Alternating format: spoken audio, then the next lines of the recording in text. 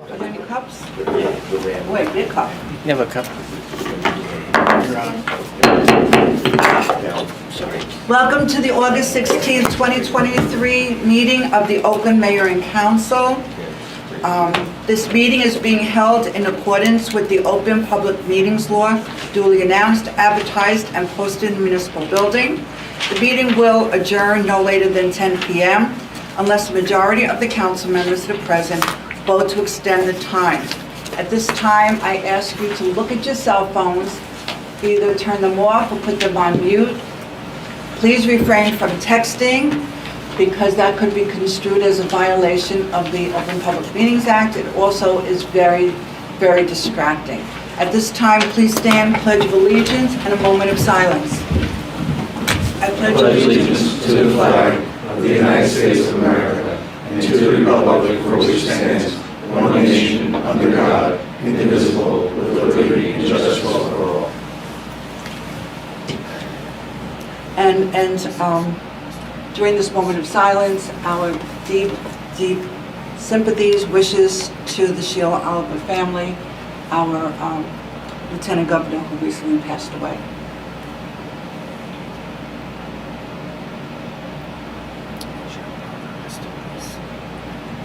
Please be seated. Roll call. Mayor Schwager. Here. Council members Kamala. Here. McCann. Here. Pignatelli. Here. Saliani. Here. Zelzinski. Here. Palomini. Here. All right, my mayor's report for this evening of August 16th. I was handed these beautiful flyers, which I'm sure will go on Facebook and all social media. It says grand opening of the Arts Pavilion, free concert at Great Oak Park. This is on September 9th. Rain date is September 10th. The concerts from 1 p.m. to 5 p.m. and I think that is the ribbon cutting of the Grant Band Show. Featuring the Core, I don't even know these names. The Core, No Picnic, The Wigglers, Emily Kern, Amanda Macefield, Indian Hills Marching Band, Mert Osler, Real Brave Ambassadors, that's the business in town, and it's all sponsored with, co-sponsored by the REC, the Arts Council, Chamber of Commerce, businesses. It's going to be a fun afternoon. I welcome everybody and invite everybody. It's going to be great. And these will be up here, and it will go on, I'm sure it's going on social media to for everyone to see.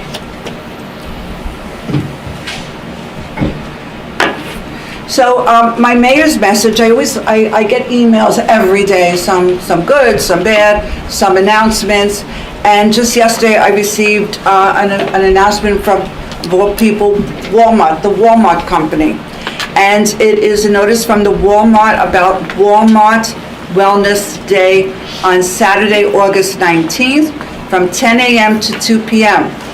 It's a free health screening for cholesterol, blood glucose, blood pressure, and more, plus free and low-cost immunizations. No registrations required, just go to a local Walmart. Again, it's on Saturday from 10 to 2. But if you want information about the Walmart Wellness Day, go to walmart.com/wellnesshub. That's walmart.com/wellnesshub. If you have some confusion or questions, you can always call me. An update on all the roads. As you may not be aware, but most of you are aware by now, Round Valley Road is a county road, and we are at the mercy of the county's schedule. Unfortunately, there have been closures and inconvenience because of the milling, and please be patient. We're trying to get all this done. Round Valley Road will look great before school starts, and that's the whole purpose of doing it now. We want to get this done. They had to first put in the handicap curb cuttings, then they had to put in the curbing, and they're doing the curbing for free for Great Oak, for Bush Plaza Park. Now they're doing the milling in sections, and then they're doing the paving. Franklin Avenue is also a county road, and I've been questioned about Franklin Avenue. Franklin Avenue is in the 2024 county budget. So if you, those who ask me questions about Franklin Ave, it's going to be done, not this year, it's in the 2024 budget. Oakland roads, however, Lakeside, again, Lakeside is always the biggest email issue that I get besides Ramapo River Reserve, Ramapo Trace. But Lakeside, it was decided to say, rather than finish the sewer project, which is the sewer lines are finished on Lakeside, rather than pave and then dig up again next month for the water lines, it was decided to hold off until the water lines are put in, and then Lakeside will be repaved. And I was told to anticipate late fall. Ramapo River Trace, the road. Speeding. I drove to the end of Ramapo River Trace a couple of times to see what cars are going over the emergency exit gates. We have been asking everyone, if you are not a truck over 3 tons, if you are a truck under 3 tons or a passenger vehicle or a light vehicle, you should not be using the exit, the emergency gates. You should be using the bridge. People are using it. In addition, because of people using that gate along to Truman Boulevard to the Lenape Lane, there has been a lot of speeding. I get calls daily from people who live on Ramapo River Trace.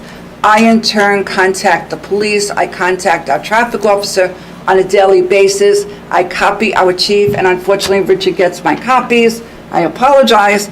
But, so they gave me an update. On Ramapo River Trace, there were 47 radar details, so they're out there. 14 summonses were issued, 14 warnings given.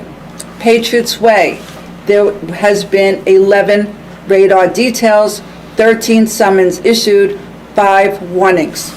Overlook Ridge, that's the road going way up. 3 radar details, 6 summons issued, 3 warnings. And Winding Ridge and Hunter's Run, there have been at least 3 radar details. The police are there. Unfortunately, they can't be there at all times of the day, every single day. You know, we only have so many police officers. But if you see the same vehicles going by, just call. They say if you see a problem, call the police. Calling me, I in turn have to call the police, who in turn get the messages. We're trying. I ask you, and the people who are speeding are the residents in the reserve. So I'm asking you, if please, there are houses on Ramapo River Trace. There are children who go out and play. And there are people walking, and not all of the road is covered by a sidewalk. That means there are people jogging, strolling, walking pets. Not the entire roadway does not have a sidewalk. That means these people are in the street. The road is not that wide. It's 1 lane in each direction. Please slow down. I know you feel like it's a raceway and you want to go fast, but slow down so you get to your destination a minute later. But at least everybody is safe. So I'm asking everybody on Ramapo River Trace, just slow down. As far as the bridge, tonight the ordinance is to go out for bid. We're finally going to start working on the bridge. And luckily, we have some money to start. We had the 1.5 million, almost 2 million to start. I got the 3 million from the state commissioner. Then Holly Shapezi came in with another $1.5 million. And I told you time and again, the commissioner herself contacted me and said, start, get it going, and then in the 2024 budget, put in the paperwork again. And where is Johnny Kimmick to remind Kevin to do our plan? We have to do a whole new plan for 2024. And she assured me that, personally she assured me, she called me to tell me this, that the money will be coming next year. So we're starting the bridge. The residents of Ramapo River Reserve, we're giving you the bridge. We're asking you in return, slow down, be careful. and just look around for the pedestrians walking, and look around for the young children who play. Sometimes a ball goes in the street and the children don't realize, they don't look both ways. Just slow down. Bush Plaza Park, the work has begun. The county has provided the work. Now, this is the big thing. We're doing this at no cost to the taxpayers, so we're asking for donations. And donations are already soliciting for donations for the park. I've read on Facebook some really discouraging comments, why are we putting a park there? Because it's the gateway. It's going to be, and you're going to see a presentation tonight, it's going to be a gateway of our downtown. We're trying to make downtown more attractive. It's a passive park. People aren't going to be playing ball. It's a little park. It's going to be beautiful, with a beautiful clock, one of those tall, what do you call the clocks? Grandfather clocks? The grandfather clocks, in the middle, with a nice flagpole and benches and grass. And I already made a pledge to buy a bench. I'm asking for everyone to think about what you can donate to the park, and join me in donating to the park. We're doing this park tax-free. And before we open to the public, Engineer, do you want to make a report now?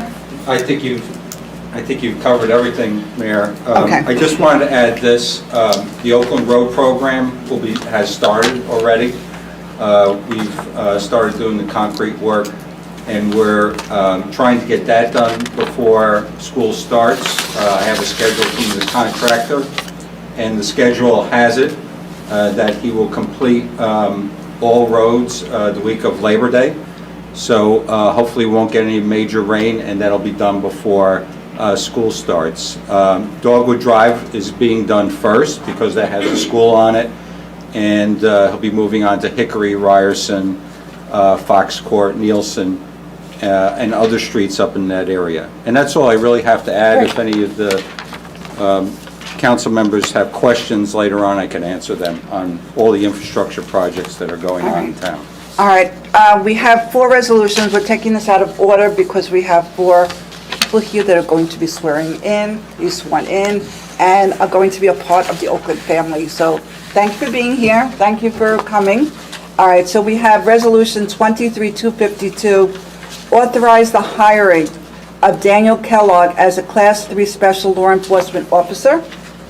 That's 252. 23-253, authorize the hiring of Lisa Porfido as a Class 3 Special Law Enforcement Officer. And Resolution 23-254, authorizing the hire of Kevin Smith as a Class 3 Special Law Enforcement Officer. And Resolution 23-255, authorizing the hiring of Brian Fazio. You don't care, right? As a Class 3 Special Law Enforcement Officer. And if you hear the term SLEO, Special Law Enforcement Officer, SLEO. So with that, is there a motion? Mayor, we need to separate them because Councilman Kumalo is abstaining on one of them.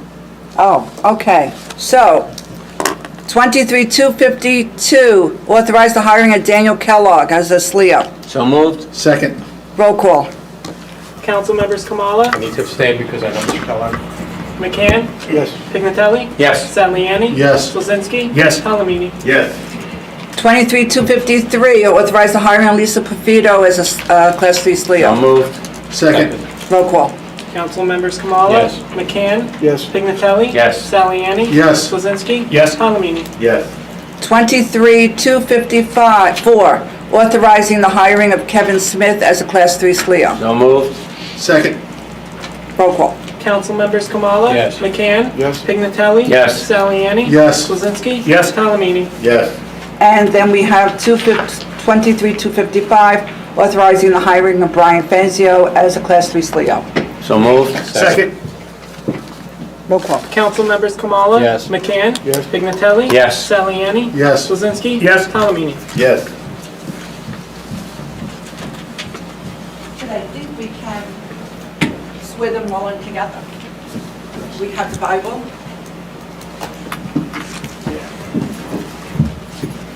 I got it, Mayor. Have you gone? Oh. Okay.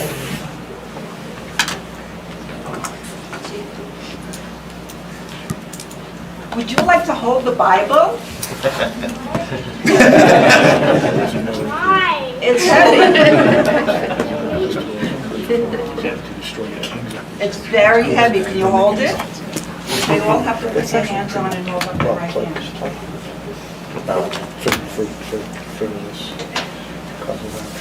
Ready? Okay, I'm going to say I, and you've done this before, so I am your name. Okay, I I, Lisa Portillo, do solemnly swear do solemnly swear that I will support the Constitution of the United States that I will support the Constitution of the United States and the Constitution of the State of New Jersey, and the Constitution of the State of New Jersey, that I will bear true faith and allegiance to the same, that I will bear true faith and allegiance to the same, and the governments and the governments established in the United States established in the United and in States this state, and in this state, under the authority of the people, under the authority of the people, and and that I will faithfully, that I will faithfully, impartially, impartially, and justly and justly perform all the duties perform all the duties of a Class 3 Special Law Enforcement Officer in the Borough of Oakland, of a Class 3 Special Law Enforcement Officer in the Borough of Oakland, according to the best of my ability, according to the best of my ability, so help me God. so help me God. That's it? Thank you. Thank you, Lord.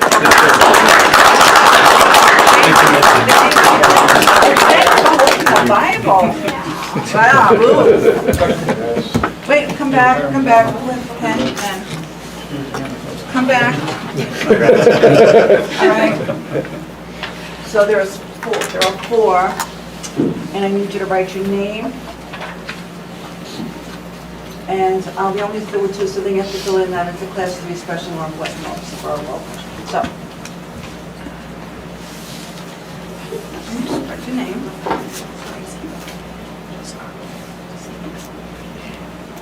And he was signed an address.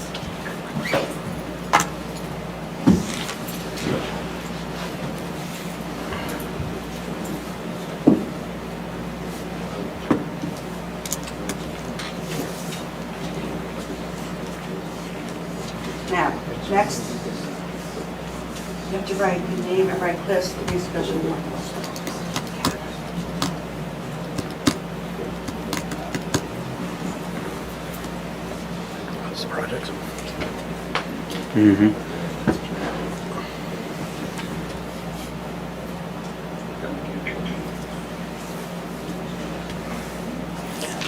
I thought.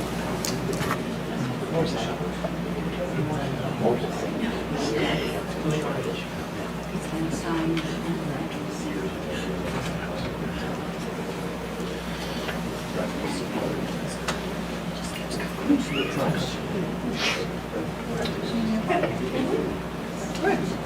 Okay, next.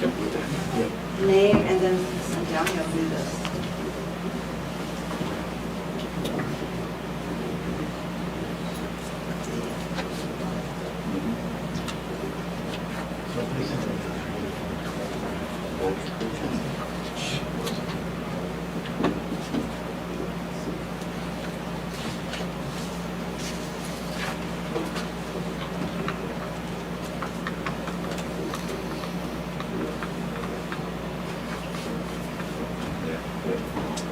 Sign.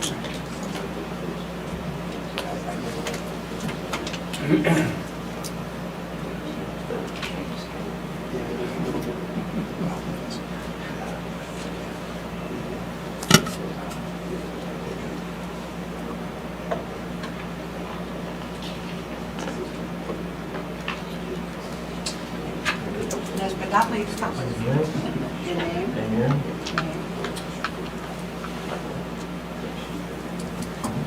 And the side. That's it. Thank you, thank you, thank you. And we'll see you in September, as they say. Mayor, I'm sorry, sign on the top one. Yeah, sign, name, and your address. I'm sorry?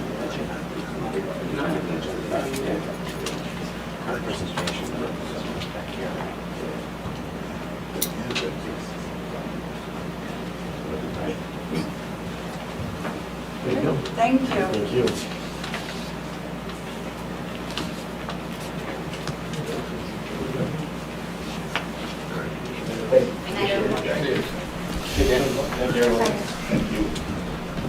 And the room just got very empty.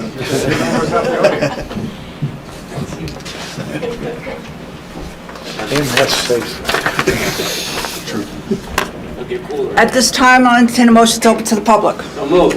All in favor? Aye. Anyone wish to speak? Oh. Hi, I'm Cedar River Winding Ridge. I just had a quick question about 23250. I saw that there was going to be some repairs to the Patriots Way Bridge, but I didn't know, well, I was wondering what the repairs are. I know it was like around 30,000, but I wasn't sure what the repairs are going to be and what it's going to result in. And not that I'm asking why we're doing that when we're replacing the bridge, but I'm just kind of wondering the timeline of that, and so just a little bit more information about that. All right, afterwards, we'll have the engineer Yeah, speak. thank you. Hello, good evening. Andrea Levy, 780 Rabbit. I held it up. Thank you for holding that up. I'll mention it again because I have to. But I just have a couple of things from the committees that I'm on just to share and make sure everybody knows. As you know, as the mayor mentioned, we have the Arts Festival coming up, and everybody's worked really hard to put that together. And we are just so much looking forward to it. So thank you for sharing that earlier. Again, it's 9/9 from 1 to 5 p.m. The Arts Council has several other things going on. We have a poetry contest that's been going on. We're accepting submissions until September 15th. And we also have a mural contest that is going on. We are taking submissions until October 13th. And the mural is to be designed for an area by the rec, the back of the rec center where the, what's that building called? Jimmy's building, by the roller. By the roller rink, thank you. That's an easier way to put it, thank you. So we definitely want to encourage everybody to get involved and help, you know, beautify and add character to our town. And what was the other thing I wanted to mention?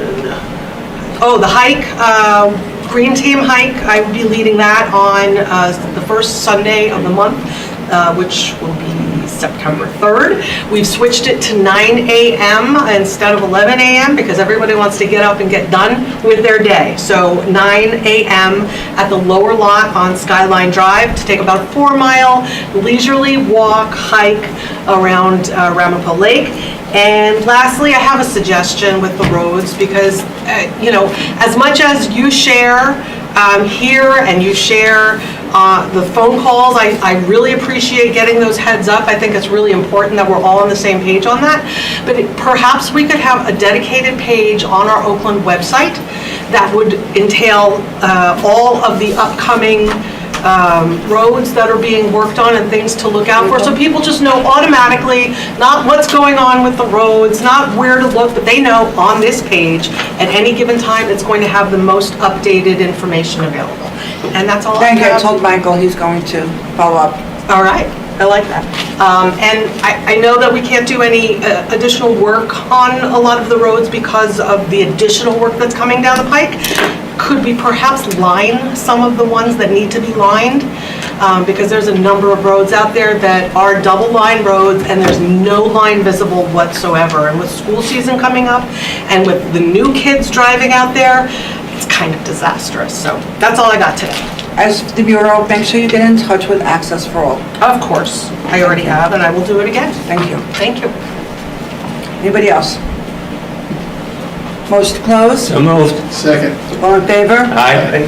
Approval of minutes, July 19th, council meeting. The So motion moved. to approve? So moved. Second. Any additions, deletions? Roll call. Council members Kamala? Yes. McCann? Yes. Pignatelli? Yes. Saliani? Yes. Blazinski? Yes. Palomino? Yes. July 19th, executive session. If there's going to be any discussion, it must be done in executive session. So moved. Second. Is it going to be discussion? And roll call. Council members Kamala? Yes. McCann? Yes. Pignatelli? Yes. Saliani? Yes. Blazinski? Yes. Palomino? Yes. August 3rd, special meeting that was via Zoom. So moved. Second. Any discussion? Roll call. Council members Kamala? Yes. McCann? Yes. Pignatelli? Yes. Saliani? Yes. Kuzinski? Abstain, not present. Talami? Yes. Mr. John Yakimic, can you just give a quick, Yeah, so, Mayor, that item number 23250 is to award a contract to Borough Engineering for the priority repairs, which have already taken place. So these are repairs that were mandated by the DOT for priority repairs as part to keep the bridge open, quite frankly, because it's so bad. Since we were moving on an emergency basis, we haven't gotten paid yet, and in order for us to get paid, I have to go through this process to request a proposal through this process with the governing body. So that's what that is. I wanted it to come from the engineer. Mayor, may I ask a question? Yes. Yes. Since the repairs have been done, has the weight limit been changed yet? Do you expect it to go up, or? The weight limit has not been changed yet. I sent another email just today reminding the state inspector that we're awaiting this analysis. The last time I prodded them, this will be the third time since we've done the priority repairs. So as soon as I hear, I will let everybody know, but you know, I don't want to speculate if we're going to be able to you know, to raise it. So. Thank you. I do call poor John Yakimic, I call him every day about the weight limit. And when I don't get a call back, I assume, unfortunately, that it hasn't changed. Is that correct? Is that why you don't call me back? I don't call you back. No. I say, it's with a weight limit. Okay. So, we have a presentation by our borough planner, Carolyn Ryder. Mayor, You're on. Can I just put some context around this? Sure. So, if you recall last year, this governing body made some changes to some of our professionals, and we brought on Ms. Ritter to be our new planner to give us another new set of eyes for what's going on downtown. Carolyn has been very attentive. She's attended multiple planning board meetings, several planning board meetings. She's attended the downtown working committee down at the planning board, and subsequent to that, myself, the mayor, Mr. Yakimic, Borough, and Borough Administrator had a meeting, I want to say 2 months ago, so we can start setting up some criteria and really understand what's involved with rehabilitating the downtown, and this is what this presentation is really all about. Thank you. Thank you, Councilman. Is the best place for me? Yeah. Thank you. Because there's this, it's up there, Okay, the microphone. great, thank you. Thank you, Mayor, members of the council. As probably many of you, actually, we have not met yet. Just quickly, my name is Caroline Ryder. As the mayor indicated, I'm your borough planner. I'm currently employed by T&M Associates, and I've been there on a full-time basis since January of this year. For the past 24 years before that, I was employed by a consulting firm, Statiel Associates, providing both engineering and planning consulting services. I, at the time, was the planner. I managed and oversaw all planning projects myself. I should mention, for those of you who might not know, Statiel Associates is located in Oakland. I spent the first 2 to 3 years at Statiel on East Oak Street, and then we moved to Fur Court, which is my understanding they're still there. So I am familiar with your downtown area. I have many times had lunch and run errands and other things. I've been to your DMV, in fact. So I am familiar with your downtown area of Oakland. I have for several years and these clients also came with me to T&M. I represent other towns in Bergen County, Closter, Emerson, Oradell, Hallworth. I'm also a planning and affordable housing consultant to Wayne Township, which is of course adjacent and in Passaic County. Since I've been at T&M as the planning group manager, I've expanded my practice to other parts of the state, which has been very interesting, and I'm the planner in other municipalities or a lot of special projects. So as Councilman Kamala indicated, since I've started as your borough planner, I've attended planning board meetings, downtown committee meetings, other meetings with various people, where we have been talking about and hashing through your downtown and what are the best steps for your downtown improvement program, process, etc. I know that this is an area that you have named your downtown area from Franklin, I believe, all the way down, much further down to Oaks, area in need of rehabilitation that was done by Burgess Associates with this report earlier in the year or perhaps last year. And in my discussions with some of you, it came up that while there had been a lot of information about rehabilitation, redevelopment was maybe something that hadn't been discussed as often or perhaps at all. And I think, and we started talking, and there are some, we felt it was important and rehabilitation, and what might make sense for the town as it seeks to achieve improvement in its downtown area. So we put together this PowerPoint, which you have in front of you, overview of redevelopment and rehabilitation. The first slide is just a definition of redevelopment from the redevelopment handbook. Going to paraphrase a little bit. It's redevelopment is a process to restore or help rebuild an area that might be in decline, disinvestment, or abandonment. It can be either publicly or privately initiated, and there is a process through the local redevelopment and housing law in New Jersey. It's undertaken via a redevelopment plan that is adopted by your town. And if used correctly, it can help to transform a distressed area or an area into economically viable and more productive part of your community. So this slide lists the redevelopment designation criteria. We'll get into the process for redevelopment in a little bit. In New Jersey, we can't just say any property can be subject to redevelopment. Certain criteria need to be met, and these criteria are enumerated within the state law, and they're lettered A through H. They're on the slide in front of you. So they're having to do with building conditions, vacancy of commercial and industrial buildings, in particular, significant vacancy of 2 or more consecutive years. Sometimes public land or privately owned vacant land, if you have a deleterious land use or a faulty design, issues with title, diverse ownership, natural disasters, i.e. Sandy, urban enterprise zone, and other matters that might just be consistent with smart growth policies. So here are some examples of the various criteria. The A criterion, actually, I worked on that designation study recently. This is not in Bergen County. This property, as you can see, had some unsanitary conditions. There you can see the mold growing, etc. Next. What we're doing now is just running through examples of reports, primarily that T&M has prepared, that exemplify some of the criteria that I just listed. The second one. We have one that kind of looks like that. It's down the southern end of town.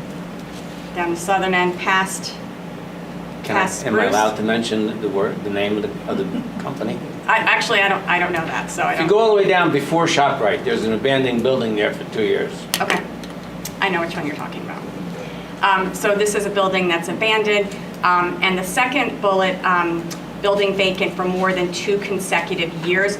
The actual language is, I believe, significant vacancies for 2 or more years. We keep saying it's a newer addition to the law. It's probably not new as in last year. That's sort of how we all refer to it. But the building vacancies for non-residential buildings is something that is coming up. Although not the case here necessarily, it's something that has been seen in particular with the office market. If everyone is familiar with what's happening with the suburban office market in New Jersey, it is something that you do see. So next slide. This shows properties that could be vacant or landlocked with environmental constraints. You can see that the environmental constraints are identified here: wetlands, buffers, etc. The D criterion is the next slide. This property is an older motor lodge, dilapidated buildings. You can see that there's minimal space, between the two buildings for emergency personnel. Quite often we look for obsolete layout or design. We have one of these too. Yeah, we got one of those. At further southern west, southwest. The next criteria is the F criterion. This is a hypothetical. This was not from one of T&M's redevelopment plans, but it is a hypothetical slide. I will tell you that now that I'm with T&M, we do have municipal clients that are bayshore towns that were significantly devastated in Sandy, towns that lost more than 600-700 structures, etc. We all heard about them. Of course, we all remember this. And some of these towns have utilized redevelopment as a way to help rebuild their stock and move forward. This next section 3 is this is another.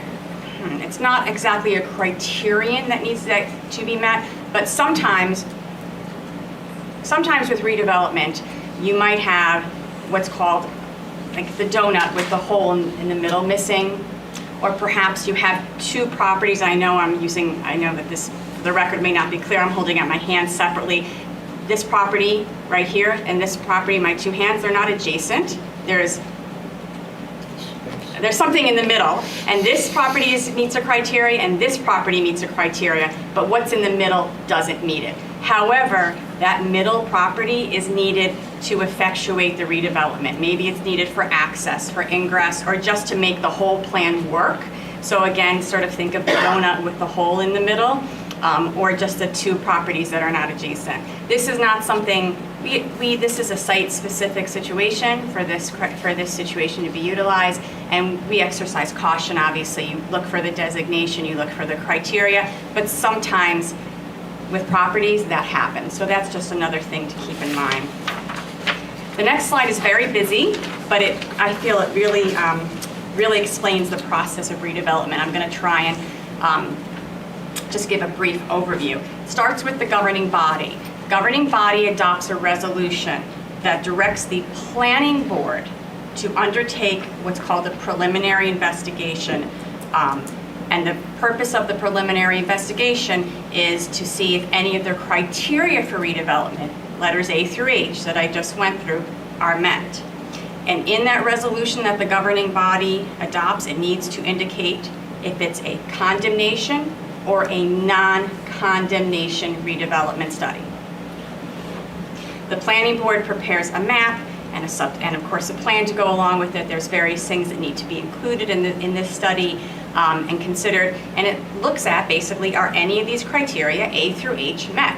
Sometimes, yes, there's one met, sometimes there's two met, or three, or sometimes there are zero. The recommendation from the report is there aren't any met. And sometimes you can look at multiple properties, and some might meet a criteria and some might not. That has actually happened recently with us. The planning board holds a public hearing. There is required notice, specific required notice. It's an unusual type of notice that needs to be done. And assuming that you had a planner prepare the report, they come and provide testimony about the study and whether or not there is the conclusion that one or more criteria are met. And then the planning board, at the conclusion of its hearing, makes a recommendation to the governing body. Do they think that the area qualifies as an area in need of redevelopment, or do they not think that the area qualifies as an area in need of redevelopment? Or do they think some of the properties qualify, but maybe not all, if that makes sense? Then this goes back to the governing body. The governing body adopts a resolution indicating whether or not the properties qualify as an area in need of redevelopment. Then there is what's called a redevelopment plan prepared, and the governing body can direct the planning board to do that or not. The redevelopment plan, we're going to talk about the contents of that in a little bit. The redevelopment plan is adopted by the governing body by ordinance. So this is both a governing body and a planning board process as you go through. But it's governed by the governing body. So the governing body starts the process by adopting a resolution directing the planning board to study I know. certain properties. But the final must be adopted by the board. That's a council. redevelopment plan. So after let's assume that the property or properties were designated as an area in need of redevelopment, which is done by the governing body. Okay. Then the governing body can authorize the preparation of a redevelopment plan. So you start out with a study. One, the study says, do the properties or does the property meet the criteria to be eligible to be declared an area in need of redevelopment? And then the planning board, after its public hearing and consideration of that study, makes a recommendation to the governing body. The governing body makes a final decision on whether or not this property is deemed or declared an area in need of redevelopment. Once the governing body does that, then it can direct the preparation of what's called a redevelopment plan. So once the area is designated, then it can go through the plan. And we'll talk about that. Just one quick follow-up question. Is it possible that you can have certain areas within the borough that are in need of redevelopment and also rehabilitation? Can they coexist at the same time, or is it one or the other? They absolutely can. I'm going to get to that. Okay, thank you. You're welcome. So the next slide is actually about rehabilitation. So rehabilitation is, I'll read you the definition from the law, the definition from the local redevelopment and housing laws is in front of you. It has to do with areas needing repair, reconstruction, renovation, etc. And I know that you're all familiar with this because you've gone through this process with your downtown in terms of it being an area in need of rehabilitation. Quite often we find that rehabilitation is a way to kind of kickstart the process. There are criteria for rehabilitation as well that are on the next slide, and I'll just run through them quickly. Can I have the next slide? Thanks. So the criteria for rehabilitation, when you have significant portion of your structures are deteriorated or substandard, half the housing stock is at least 50 years old, there's patterns of vacancies or abandonment, tax payment issues, environmental contamination, or a majority of the infrastructure is at least 50 years old. So that's obviously a quick summary. The next slide shows the rehabilitation process, which again, I know that you're all familiar with because you've been through this. A consideration though, and we'll talk about this a little bit more, is that rehabilitation provides most of the powers of redevelopment, except you A, cannot utilize condemnation, and B, do not have the opportunity for a long-term tax exemption, which most of us know as pilot, payment in lieu of taxes. So those are two key considerations. And if we go to the next slide, you'll see I have a table that also lists some similarities and differences. So the table, we go through the columns, there's various, objectives, and then there's various solutions: zoning changes, special improvement district, rehabilitation, redevelopment non-condemnation, and redevelopment condemnation. So eminent domain is of course only available with condemnation, redevelopment with condemnation. Form-based or sustainable design, that can be achieved via zoning changes, rehabilitation, and redevelopment. Pilots are only available with redevelopment. Redevelopment plans are available with redevelopment, and we have had them used in areas in need of rehabilitation, which we'll talk about that. Property transfers, those aren't used that often. Land use controls are available, via zoning, rehabilitation, and redevelopment. Funding as well. The RAB and ERG is not used that often. That's another special program available for redevelopment. And the 5-year tax abatement is rehabilitation and redevelopment. And I know you all have had discussions about that as well. The next page, redevelopment and rehabilitation being implemented with the redevelopment plan. So we have examples of reports that have been done for areas in need of redevelopment and areas in need of rehabilitation. Finally, just redevelopment plans. Just a little bit of information about them.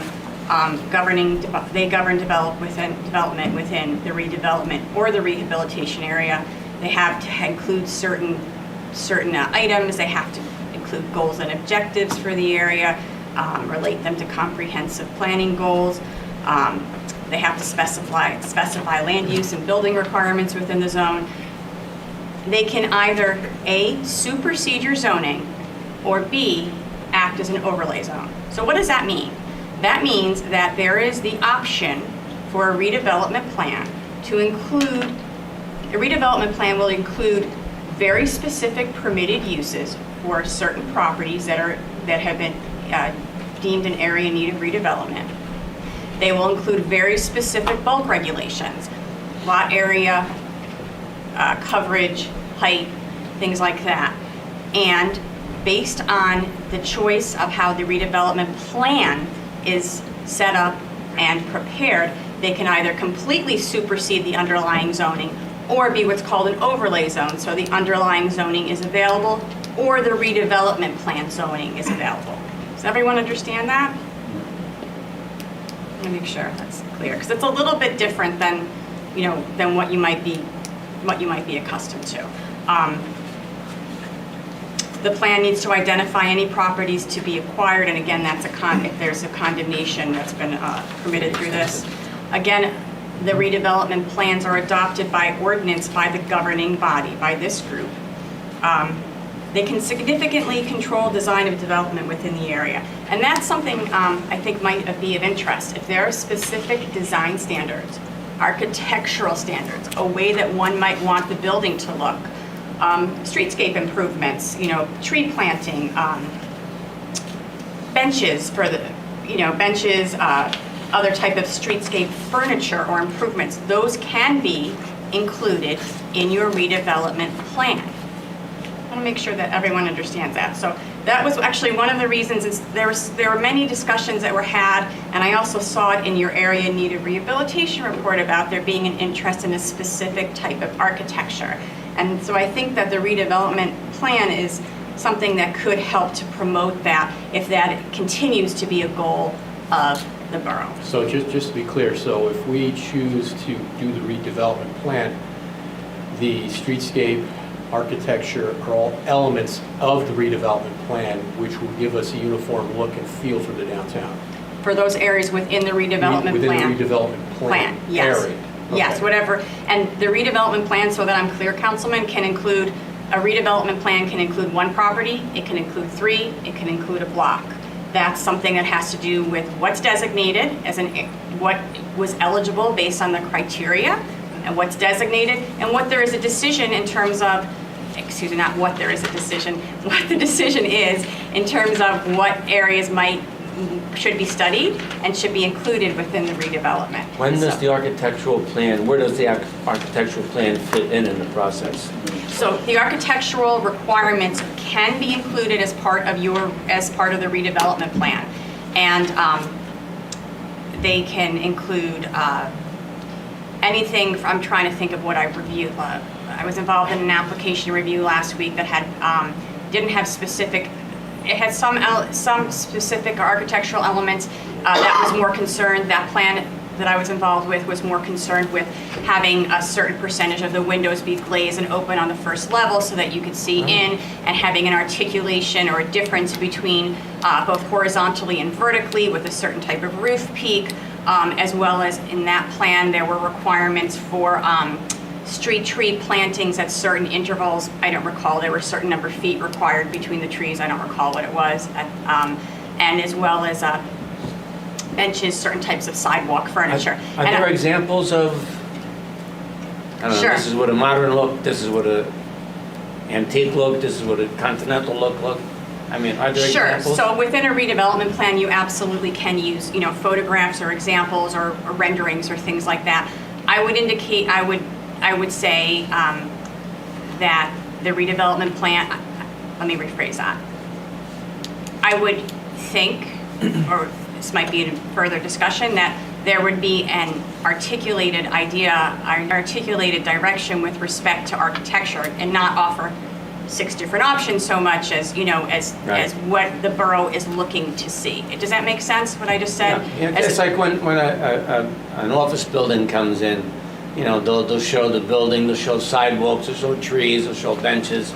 I mean, that's what an architectural plan would show, a rendering of Yes. what the buildings would look like downtown. Right, and you can, but it can be required and included within the redevelopment plan, very specific architectural features.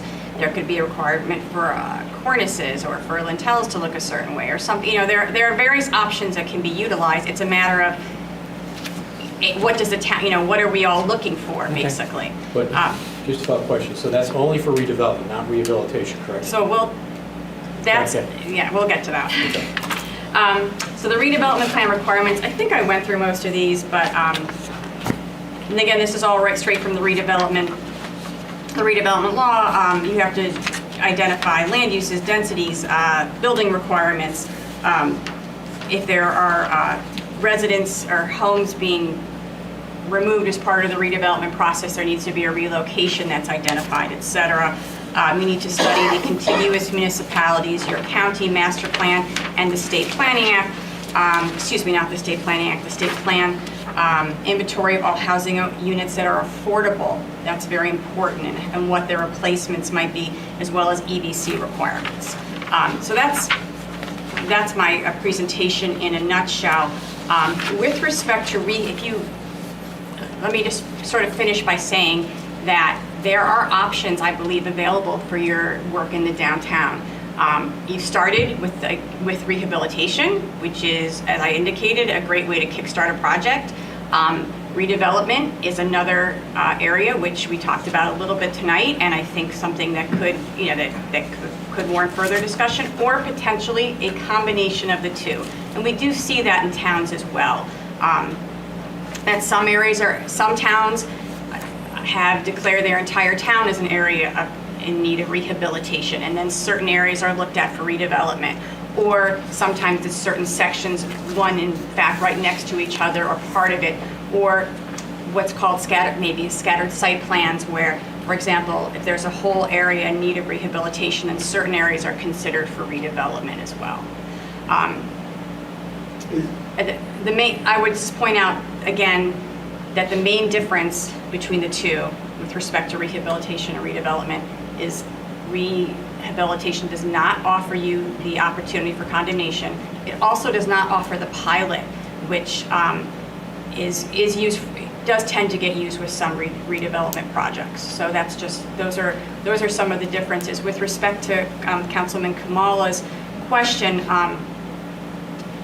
rehabilitation, you can utilize the ordinances, which I know that the borough has been considering, and that's, you can utilize that, of course.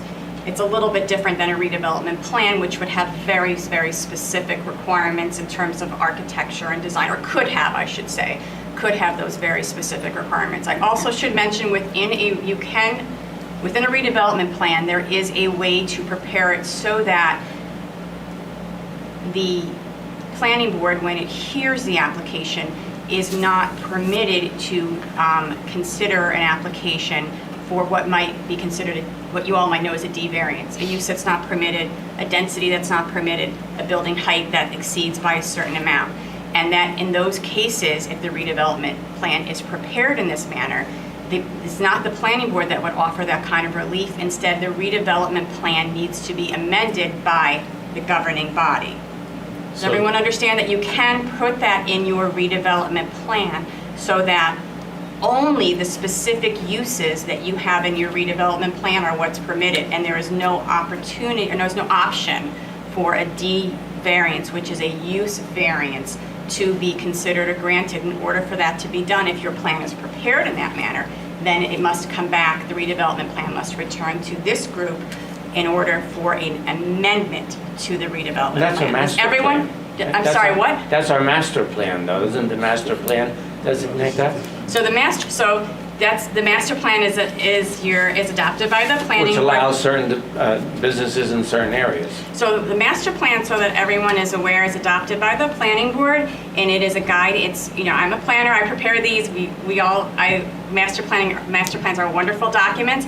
but they are not binding if it is your zoning ordinance from which a variance is requested. Okay, okay. I understand. Your master plan is considered as part of the required proofs for the zoning, for a zoning variance request, but that is not the binding. That is not what is adopted by this group, which is of course the elected officials. So, I mean, I am very confused because for years, and I brought this up at the last council meeting, for years, the subcommittee of the planning board has been, it started as a streetscape to just get the streets looking good, the sidewalks with benches and trees, the kinds of sidewalk we're having. And so we had one planner with our engineer, with members of the planning board for the past, it's gonna be at least. 3 years. No, way More? before you. Really? Way before you. I'm telling you, it started with Lou leaving. That's how long ago it was. And Grant was on this committee. And all we do is every month, we talk about streetscape, we talk about streetscape. So we have two planners, two different ideas. Have you worked with Steve Lyden to get this all together? I mean, you're talking about redevelopment and rehabilitation. He's talking about streetscape. We had a presentation at last meeting about architecture. We want to do the downtown, but everybody's throwing everything. It's like everybody's throwing it into the middle and mixing it up. And we don't have direction. So That's the problem. I'm sorry, I We didn't mean don't to interrupt have you. direction. I appreciate that, Mayor, and I hear in your voice what you're saying. I know Yes. this is a passion. Yes. And it's something that's very important to you and obviously to members of the governing body because you went forward with this. You, as I said, kick-started your project with the area in need of rehabilitation. So my purpose for being here tonight, I believe that this discussion tonight kind of grew out of earlier discussions. I think you were a part of all of them. And where we started talking about this process and some options that were available to the borough.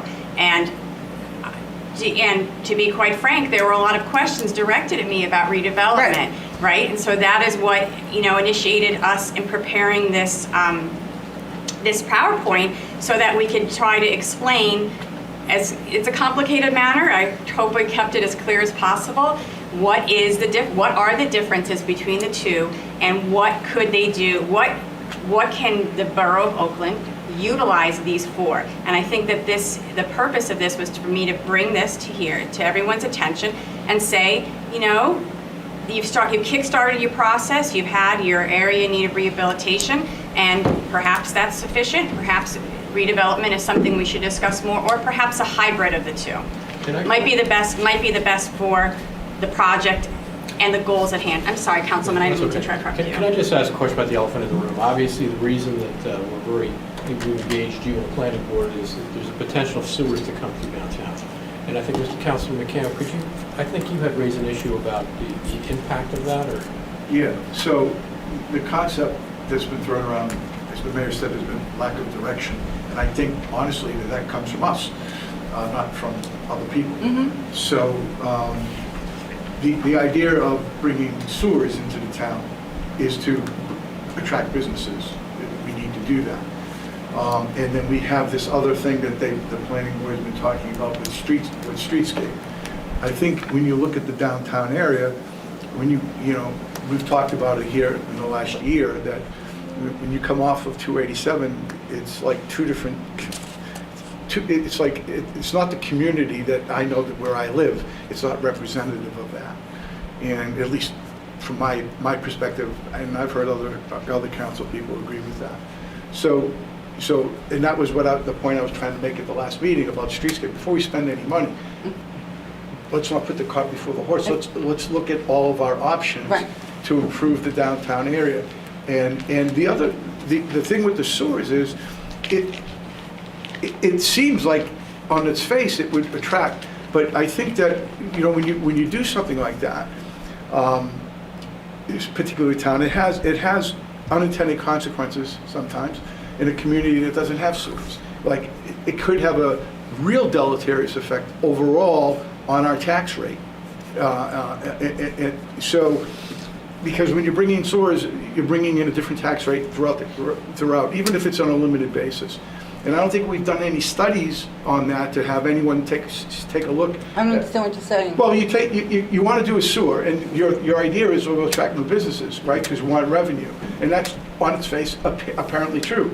But these types of things are equal and opposite reaction. What are the potential negative consequences of bringing in sewers? And if you do that as part of a redevelopment plan versus, just we want to bring sewers in for the hope of it attracting businesses, I think you would need, you can correct me if I'm wrong, a study to say if we bring sewers here, this is what the effect will be on the tax rate. We expect hopefully new businesses will increase some revenue, but what is that effect over the overall tax rate? We don't know that. It's a hope at this point, but we don't know. It's never been looked at. It's not been proposed to us. I only say that, Eric, in terms of the sewers. I think everyone's heart is in the right place, but I think we need more. I think you need information because it's a bigger decision than people think in terms of the tax rate overall for the town. But one of the things I wanted to ask you about was also with the redevelopment plan. I know this from my professional experience in dealing with redevelopment in other communities where I serve. You want to try to help also look forward to our COA obligations and how these types of plans assist communities in doing that. And frankly, that's where the pilot, I have different views on the pilot program depending upon the project itself, but this could be used also as a tool to manage to the best we can, okay, what the next round of COA is going to impact. Now, I know if you're doing a downtown area and we also have senior housing issues. New Jersey is the #1 state in the country that people are leaving to retire. And most of it is by our public employees. Most of the public employees aren't staying in New Jersey. So senior housing is also an issue. And I know that there's under rehabilitation and redevelopment plans, there are restrictions of what you could do. But I think that if you could speak to the council about how the long-term effects can be managed, some of our obligations can be managed through a redevelopment plan would be, Sure. through rehabilitation might be useful. Sure. So obviously, I haven't been involved in the borough's affordable housing case, but I am involved in others and am familiar certainly with the issue and with the process. So I believe that you're all headed towards a compliance hearing very soon, correct? If you haven't had it recently. So that is for your round 3 obligation. So round 4 starts in July of 2025. Just when you finish round 3, you are going to be able to take a breath and then start focusing on round 4. Obviously, at this point in time, no one knows for certain what the round 4 process will be. Right now, round 3 has been, in March of 2015, there was a court case that returned the affordable housing obligation to the courts. It removed it from COA and returned it to the courts for a variety of reasons, which I don't need to get into. And so the process basically is, as part of that process, the Fair Share Housing Center was deemed an interested party in all municipalities' affordable housing actions of declaratory judgment. Their DJ actions are court cases.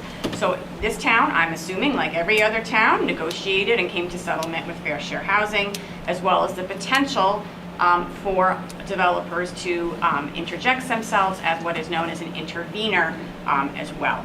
And municipalities have an affordable housing obligation and various options by which to meet that obligation. Correct. I just want to put a point on it. We're currently dealing with this at the planning board with a 200-unit H. Covanian property with a 20% set aside for 40 affordable housing up behind the high school.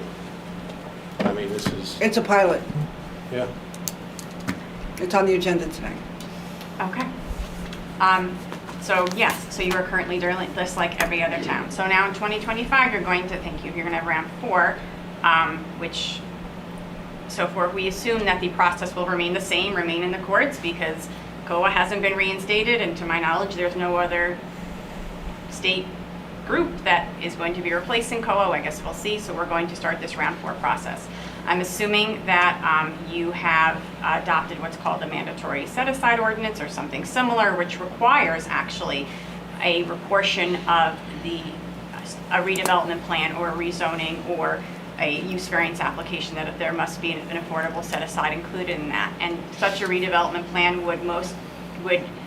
I would assume and highly recommend that it would include this affordable housing set aside, and those numbers can be used to meet your round 4 obligation, assuming that the obligation process is what it is right now. I mean, no one can say, I certainly can't say for certain what it would be, but yes, that could be used Aren't to the meet. towns trying to keep it stable? You know, put like a stay on it, not increase it, but go back in the numbers? I've heard that there's I know some towns, I believe, actually filed some sort of litigation. Is that what you're referencing? That's what we're waiting to hear, right? Right, I know Montvale was involved in that, I'm Right, not sure. because I'm involved with the League of Municipalities, and Right. so I hear all these things, and I'm waiting to hear what's going on. So we all are, Mayor, we all are. I know. have some opinions about how things may go in 2025, but we'll see. I'm not a betting person, so we'll see what happens. We don't know what tomorrow's going to bring. No, I don't have my crystal ball. Except for this, there's going to be more requirements for the town. Thank you. So what I was going to say is if for anyone here or listening, I don't know if we're being broadcast on TV, there is municipalities in New Jersey are going to have an affordable housing obligation now and going forward. It is mandated by your courts. It is a requirement that all municipalities provide the opportunity for the provision of affordable housing. So that is something that will be present going forward, presently right now and going forward. What that number will be for Oakland and for every other town is unclear. How the process will operate or function, if it's through the courts, COA, or something that I don't know about, that's also unclear. But you are going to have an affordable housing obligation that you are going to have to address one way or another. And yes, it can be included as part of your redevelopment plan. It would very strongly, absolutely recommend you include that. And then that can be utilized, those figures that set aside towards part of your obligation, depending upon what your obligation numbers are. The one thing you did reference age-restricted housing. I'm sure as you are aware and others, only a small portion of age-restricted affordable units can be used to meet your affordable housing obligation. I was told we're trying to fight that, and it might go back to, give us equal. So that's very interesting, because when, I think it was round 1 rules permitted a one-for-one credit. I believe the date is something like, I don't have my notes in front of me, I want to say it's like December 15th, 19th, I forget, there's a date like in the 80s where basically those units counted as one-for-one. But then there was a change in the rules because I'm assuming there was a feeling that municipalities needed to provide for affordable housing for all segments of the population and not just age restricted. So then they reduced the count. Down to, yes, your 25% of your affordable housing obligation can be met through what we call age-restricted housing, which is, depending upon how it's defined, either 55 and above or 62 and above. But you cannot meet at this time 100% of your obligation through age-restricted housing. But according to the league, they're trying to go back. Right, and the reason for that is because everyone's leaving the state So, to retire. so that's what the rules We'll are. see. Like I That's- said, we don't know what tomorrow is going to bring. That's 100% correct. Who would have thought, years ago we'd have a global pandemic that we did. So you can't assume, we don't know what's going to happen. What I can tell you is right now you cannot assume that you can meet your entire obligation via age-restricted housing or via housing that is limited to any population segment. As veterans, Veterans, which is important, very important. absolutely. Also, what's called alternative living arrangements, which are sometimes referred to as group homes. Well, they do count for affordable housing credit by the bedroom count. There's also a limit on that as well. What is not limited is what's called family affordable housing units, which it's a bit of a misnomer, the word family. It basically means And that it's there's no also, restrictions. it's not low cost, affordable housing. Can I just ask a question? Just get back to the sewer situation. So, Mr. McCann, I'm not, you kind of brought forward the fact that, we need to do a study on this. So, Ms. Ritter, who does that study? Who should we engage to start laying that foundation? I'm not sure, it wouldn't be me or us, I should say T&M, it's not us. I'm not. It's an engineer's report. An engineer, I'm not even, or a real estate, I'm not quite sure, an assessor maybe? And I'm literally throwing this out, like thinking and speaking simultaneously, so please don't hold me to that. This does not hold the same weight as when I say you will have an affordable housing obligation, I'm sure of that. This one, I'm just sort of throwing I things think out. we'll have to have this discussion. I said you're just throwing it out, so let's move on. That's what I don't quite know the answer to that, but I think there's probably a variety of different options. So now you've Yes, given us Councilman. this presentation of redevelopment and rehabilitation. What would you suggest? I mean, now that we have this information, what would you suggest? Like, what direction should we be going? Do you have a? Is there? So I think that's respectfully a decision for this whole entire group to make with respect to, do we want to stay the course with rehabilitation? Do we want to introduce redevelopment potential or study that further? Or do we want to consider a hybrid of the both, based on the downtown and what your goals are? And then just the other thing also, you said some towns say the whole town needs to be, I mean, is there a benefit to that? Is there I would say that's not a situation I've seen as in this particular area. I'm sorry, I didn't hear you. That's an extreme. That's not, I would say that's, well, obviously it's an extreme because they've declared the entire town, so. Have you been in contact with Mr. Leiden on all the notes and all these meetings that we've had and? So Steve, Mr. Leiden, I did speak with him at your actually I believe it was your recommendation. We spoke about the ordinances, the history, and where the next steps were. That was my last discussion with him. He and I haven't discussed this. I do forward all of Mr. Leiden's notes to Ms. Ritter Yes. as soon as we get them. The draft ordinances, Yes. I've seen those, Yep. and as well as some of the affordable housing materials as well is sent to me either by your clerk, not your clerk, your administrator or your affordable housing attorney, Mr. Giblin. But I think we need direction. I mean, you're on here, Steve Leiden is here, we're meeting here with Steve Leiden, we're getting your presentation here, we're here. Actually, I just want to build on what you're saying there. I mean, in your experience, having worked in this borough and worked here for 10 years plus, to talk to the mayor's point, what would be your recommendation first step? Should we have the governing body direct the planning board for a study for redevelopment? Well, actually, that would come from. I asked everybody to come, I asked for it to come back here Right. and take it away from the planning board and let's just It do it all has to together. come from the council. It has The to planning come- board Yeah. can't The council, study it on the their own. council is the first step, but the council, respectfully, Councilman, there would need to be, if there is an interest in a redevelopment study designation, the council needs to say, these are the block and lots and specific properties that we want you to study, and whether or not it would be condemnation or non-condemnation. I think, so as you indicated, I worked here for in the borough for several years, and it seems to me that the area covered it's diverse from, you have the Van Allen House, the historic house, all the way down,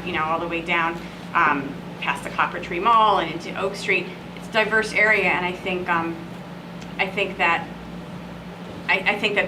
there's opportunities, but these are very different areas, and I think that sort of start small and work big, So I think maybe what we do is put on a workshop for next meeting, is really start this discussion, now that we've got a template to work off of, and, better Well, understanding of our. I also think that we have to get both. I mean, we have, like I said, I'm going to say this again, we have Steve Leiden and all his presentations over here. We have your presentation over here. We have streetscapes over here with our Shade Tree Commission and the sidewalks and the benches over here. And here we have redevelopment and rehabilitation. And we're here. And it's mixed. We're all mixed. We Yeah, need both of you together to come up with a starting plan. The mayor, honestly, I think you just said it, but I don't think you realized what you said. Oh, probably not. It's getting late. I'm tired. No, I know, and I don't mean that. No, it's okay. I'm not. In any No, it's okay. negative way. It starts with us, what we want to do. Exactly. And we're here. Right, exactly. And you said you want to bring this process back, and I think everyone on the council would agree with you. No, they didn't last time. Oh, okay. I don't remember that, okay? But I think that's what we want to do. And I think that it makes sense for us to go into a working session on this. Right. And come back with some definitive ideas that we can propose to her and then to look at, to study in terms of, do we want to, I think the first question is, do we want to seriously look at redevelopment for the downtown area? It gives a lot of Control. The word isn't even control. It centralizes the process and diffuses the concept of working, her working with Light and so. Right. I mean, You have no idea what all these meetings were. I can't You have imagine. no street, I I can't thought by now we yeah. would have had a diagram. He was supposed to give us a tentative, wasn't he supposed to give us a tentative Right. diagram of what he thought the streets? No, not you, not you. No, not you, Remember, not you. remember what I said? Not For you. years, and I'm many years, and many different councilmen, we would meet before the planning board once a month and have this subcommittee. Right. And each councilman was different, depending on who was the councilman in that year. And there was some of us who just kept going, and we've had our shade tree commissioner, Clark was there with the kind of trees he wants.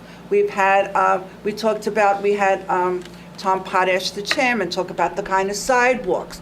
We had our engineer, he's been there throughout, and the councilmen are the ones who keep changing. This council has no idea. I mean, you get ordinances, but you have no idea all these things that they've been talking about, the kinds of trees, the kinds of this, right? If I could we just have, and when we say workshop, could we just have a meeting that's all we do is talk about and not have an agenda, like this with 42 different items on it, rushing us to get to testimony? Well, remember also, we also had one meeting this month, Why so. don't we have a meeting just dedicated to that where there's nothing else on the agenda? We could have a special meeting. And on top of Councilman Pincatelli's comments, some of the stuff you're referencing, Mayor, right? Again, I wasn't involved in those meetings as well. Some people have been here longer than me. But when you start talking streetscape, and you start talking that, those are all subgroups of when we decide how we move forward. Well, Right, Councilman, The I'll point is, just, where do we start? so I think it's Mayor, I'll starting- kind of expand go upon ahead, this. Matt. So all those things that we're talking about in a redevelopment plan, that's after we designate the area. Right. So really the first place we have to start is figuring out what areas do we want to look at, Yes. designate them, and then worry about what we're going to And do there. yet, with our subcommittee, we don't talk about this. And can I just jump in? With respect, I'm not at all trying to contradict your attorney by any That's stretch. okay, you I just just did want this. to, just We to do all the time, clarify, don't worry about it. that the governing, I'm so sorry to do that, the governing body doesn't designate, the governing body Yeah, they- directs the they're planning planning board to, and there has to be a study done. And sometimes, and not more than sometimes, the result of the study is this property doesn't meet criteria A through H, therefore can't be designated. I want to make That's sure not that's. working, though. that's- The planning board is not doing We're not that. doing that, that's my I'm sorry, point. Councilman, I'll answer your question. But you never directed them to do that. No, we didn't, that- exactly, you are exactly We- correct. right. In the last year that I've been on the planning board, there's been no direction from this governing body telling the planning board, we want you to do X, Y, and Z. The planning board is kind of working on their own, trying to figure this thing out, which is why we brought you here to have this presentation, so they can reset expectations moving forward. And Well, really- I think that the direction, as I said from the top, has to come from us. That's what I said. Right, and we agree, and I think we're all in agreement on that, unless some, No, I think, disagrees. except that the last time I said, take it away, and let's Yeah, just let's- do it all together. So one of the things we can do is, once we decide on what specific areas, as just pointed out by the, I'm sorry, I forgot your name. Caroline, sorry. Is that we need to decide which, as us, not the planning board, Right, not the. exactly. Not Mr. Lydon, us. Right. Decide which properties we want to study to see if they It kept qualify. changing at the planning board. Right, so that's on us. So- Respectfully, Councilman, what you need to, and I'm not trying to tell you what you should do. Please. By any stretch. Oh, go ahead. of You're a time. professional, we like that, just so you know. Please, go ahead. I'm told I'm bossy at times, so I'm really trying to. This is my first time here. I'm trying to make sure I'm inviting back. what you've already kicked, as I indicated 5 times, you've already started this process. You've done rehabilitation. Your downtown area, as you all know much better than me, is so different and diverse. From your historic property, oh, sorry, I'm using my hands, but from your historic property down to 287, past that you have the rail line and you have the 2 little strip malls, you have the new park going in across the street, you have the car rental place, you have the strip malls with the delis and the Krausers, and then behind it is the copper tree, and then you go farther down, there's the other mall across The from residential. Right, Oak Street, and then you have certain areas are surrounded by as residential and certain areas are not. Joining land uses, existing land uses, are they vacant, etc. There's so many different areas that respectfully, both these options could potentially work for you, because I have a feeling, and I've just started in Oakland, that there are different goals for different areas. And if I were to take and come in super old school with like a easel and a map That's of your what we downtown, need. You see, I'd that's have what like we different need. color highlighters, that the area by the the Van Allen house might be colored in orange, and then farther, actually I take that back, yellow. That's going to and be a then museum, farther by the down, There way. would be, something more in red, because that's a more intense area. That I think that your downtown is just has it's such a diverse stretch, if you will, and it's long, it's longitudinal. You don't have necessarily a grid formation. That also impacts things. There's all things to consider: is your street formation, your existing land use patterns, your existing buildings, and the existing uses. That I think that there are potential for different opportunities at different, like, let's call them sections or sub areas of your whole stretch. Well, That's what I like. So let me ask you a question on that, because that's getting to what the mayor's saying, action to be taken. Can we ask you to give us an impact analysis on, that's separate and apart from what was the redevelopment? Of the sewers, that's No, not not the sewers, no, but Oh, I'm as sorry, you just misunderstood you. described, identifying these different areas of need and propose solutions to those areas. Is that something that you can do? Sure, I could come in old school, like I just said, with a big map and colored highlighters and color it in for you, or actually, we have talented Well, you got people. better easels. We have But you talented, should I have talented also people get- who can And prepare get the GIS notes mapping. from Steve Lyden. Yes. Because it kept changing what areas we were looking at. And Sure. I will say that there's a lot of leeway in this. I represent a town planning board where we're studying one property, Yep. Abandoned Beauty School, and Oh. redevelopment council to a town right around here where we just studied about 50 properties Yep. in one study. So it's up to you So how big, how so small you could do want the that, area. you can do that for us. What I would, respectfully, I think it's a good idea to start smaller, and that's what I'm saying is, you all have to. By the way, the Ben Allen House next to it, the Stream House. Yes. That's So a museum, that's our future So- children's museum. Lovely, and so. Thank you.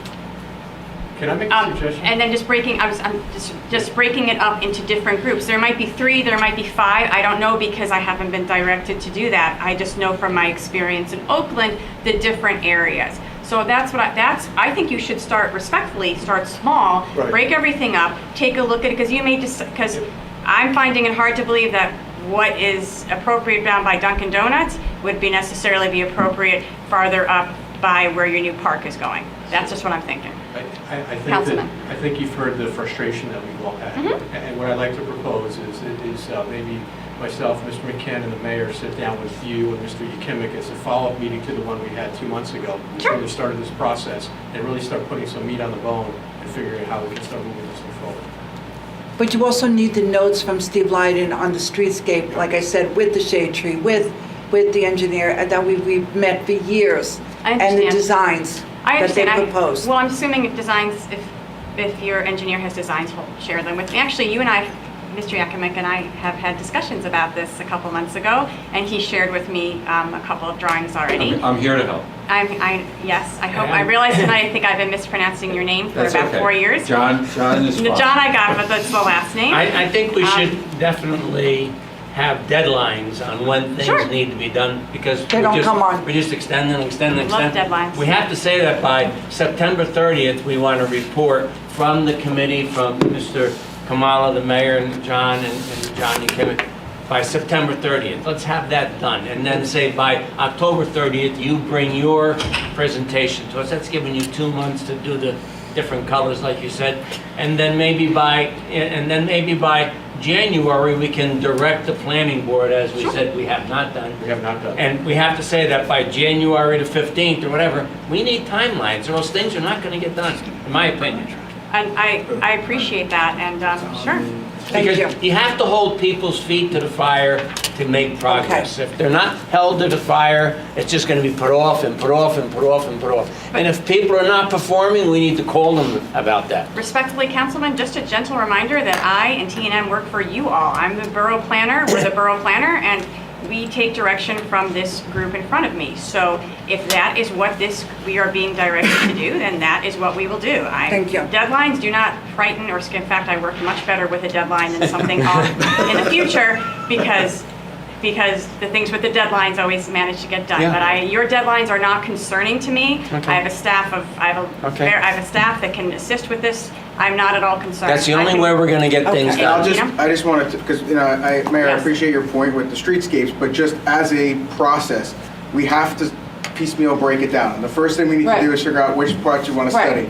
We don't worry about the No, I streetscapes want her until... to have everything together. I Yeah. don't Right. want to have something here Right. and something here. Yeah. I want everything brought together like this pile. So basically, we're asking her now to do a study on, Correct. to do redevelopment. And we just happen to have under work session, Borough Planner contract amendment. So, I just asked him. What? Pointed it out. so that I'm clear, what we're looking for is sort of what I discussed, is a map of the area that's already been designated an area in need of rehabilitation.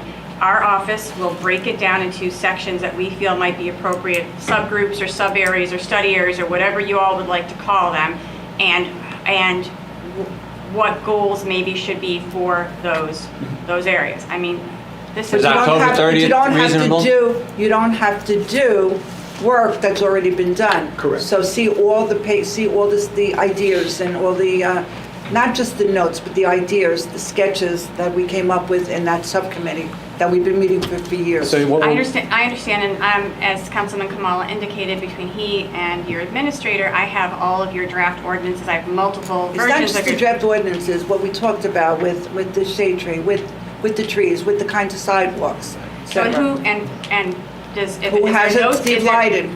So your direction is for me to reach out to Steve Yes. Lyden to Yes. get all this information? And what we'll do is we'll reach out to Mr. Lyden and let him know as well, so that Okay. Yeah, we'll The- we'll make sure you that two work Steve together. knows to do that. Well, I think our administrator would do that, right? Yes, talking of about- course. Because there's nothing else I'll to have do. a conversation with Mr. Lyden. Thank you. And with Carolyn. Yes, great. And Carolyn, we can also talk afterwards, maybe tomorrow or Friday, regarding the amount of effort that this will take and how it impacts your contract, which we have Right. a contract amendment on Right, so we- the workshop discussion. Yes, it's on tonight. So, right, so just respectfully, what was in the proposal with respect to our contract amendment anticipated something similar to what I've done thus far in the first 6 months. This is a little bit different, so I do think that you and I do need to have that discussion over the next couple of days. Okay, It's a thank you. more, Yeah. this is a more intense, which is Understood. fine, but you don't need to worry about, Councilman, about deadlines. If you give me one, I'm gonna make it. So Great. That's fine. Thank Excellent. you. Thank you. Thank you. Thank you. We'll be giving them to Okay. you. Thank you. All Pleasure to right, meet everybody, by the way. thank you. All right, let's move on. We have a raffle license for the Reed Foundation for Autism, application number RA1458, and it will be in January 9th, 25 Potash Road, and it's a raffle. Is there a motion to approve? So moved. Second. All in favor? Aye. Any opposed? The next one is raffle license for the Knights of Columbus, raffle license 1459. It is at 7 Courthouse Place, December 15th. It's for 50/50. And I think at this one, we have to do it because there are some members who are in the Knights. So is there a motion to approve? So moved. Second. Roll call. Council members Kamala, Yes. McCann, Abstain. Pignatelli, Abstain. Saliani, Yes. Slazinski. Yes. Palomino. Yes. I abstain because I'm in the Knights of Columbus. Right, that's why I Just did it everybody that way. knows. That's why I did Not that. shirking my responsibility. And I have an appointment, 2 appointments. One is for the Access for All Committee. We had a vacancy, and I'm very happy to report that someone came forward. Her name is Gwen Kalfers, known as Gwen Pra, and she's an occupational therapist. Can you spell that name? Kaulfers. That's her last name, Gwen. And she's an occupational therapist. There is a vacancy, so she can fill the vacancy, and it's the mayor's appointment. So Gwen, thank you, and see Michael for information, what to do next. The next appointment is for the Environmental Commission. This is environmental. And this is a mayor and council. There are 2 vacancies, an alternate 1, alternate 2. The person is Marina Brokreska, and she would like to be a part of the Environmental Commission. She's working with the UN Sustainable Development Goals and would like to contribute to the town as well. I was very impressed with that. Good. that Someone working with the UN So environmental. you want to make the motion? I make the motion. Good. Roll call. Council members Kamala? Yes. McCann? Yes. Pignatelli? Yes. Saliani? Yes. Kuzinski? Yes. Palomino? Yes. All right, we have, remember, we already did 23-252, 253, 254, and 255. These are resolutions. 23-237, authorize a refund of senior center programs. James Kerr, $54, these are for trips. James Kerr, $54, Virginia Whalen, $54, and Grace Hammond, $54. 23-238 is authorized a promotion for Ken Summers. Ken Summers from laborer to public works repair, annual salary $52,071, and it's effective July 1st, 2023. 23-239, authorized promotion for Thomas Brunetto from laborer to public works repairer, effective July 1st, 2023, $52,071. 23-240, authorized promotion for Francis Leonardis from laborer to building maintenance repairer, annual salary $52,071, effective July 1st, 2023. 23-241, authorized promotion for Kevin Tesario from assistant superintendent of public works, annual salary $98,404, effective July 1st, 2023. 23-242, award bid to J. Fletcher Kramer and Son for the PFAS treatment installation. They were the lowest responsive and responsible bid. Price, this is the lowest, $2,526,905. Our CFO has certified that funds are available. 23-243, award contract to Boswell Engineering for engineering services for the 2023 Bergen County Road resurfacing and ADA handicap curb cuts and ramps for Rampart Valley Road, $34,450. For design, out of that is, the design is $11,450, and for construction inspection services, $23,000.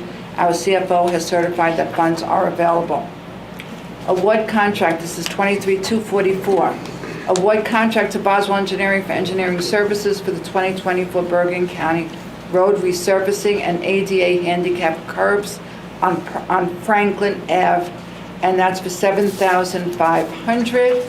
Design $1,500, construction inspection services $6,000. Our CFO has certified that funds are available.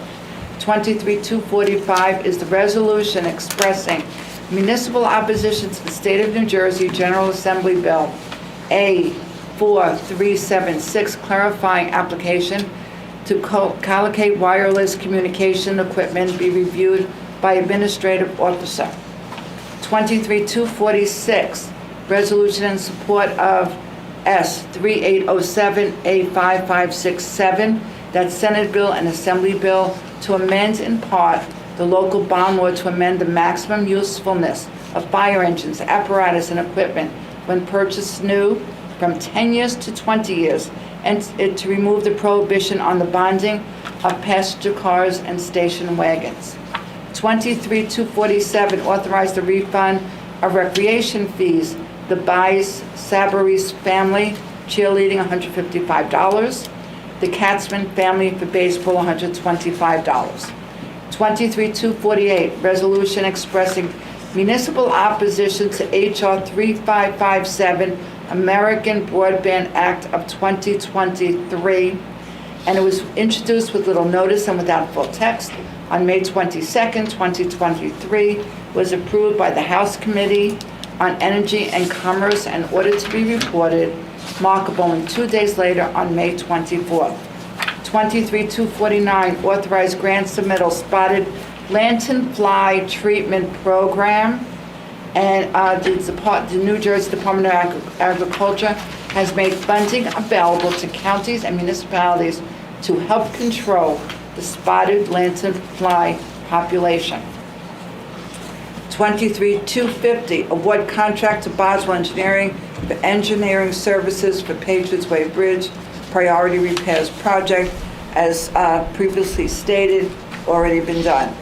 23-251 is to authorize the settlement agreement for the Chapel Hill Pump Station. 23-252 is authorize the hiring of Daniel Kellogg. We did these already. Oh, yeah, we did, I just said that. I pulled those out. 257. 256. 6. Yeah, 256. 256. And I just said that before. Where is it? 256. This is, We pulled 256 for this meeting. Oh, you did? Next one, yeah. oh, that's the pilot program. No, the pilot program's Probably 10. 257. Yes, it is. Oh, I didn't know that was pulled. I didn't know it was pulled either. 257, authorize the pilot agreement for Ridings at Ramapo Project. Ridings is the the affordable housing component of the Hovnanian track on McCoy Road. And resolution 23-258 is the Ingerman Development Company's affordable housing requirements. I need to pull out. 249, please, Mayor. 249 is the spotted life, Lantern. listen to me. Lantern It's getting fly. late, huh? The spotted Lantern. spotted lantern fly treatment program. I got that. Any others? If not, all others, is there a motion to approve? So moved. Second. Roll call. Councilmembers Yes. Kamala? Yes. McCann? Yes. Pignatelli? Yes. Saliani? Yes. Kuzinski? Yes. Palomino? Okay, I wasn't 249. paying attention. Can you read them all again, please? I can't even say that. Yes, thanks. Yes, you pulled it out. Yes, 249. At the recent Environmental Commission meeting, we did discuss our goals for next year, and one of them is paying particular attention to the lanternfly problem in town.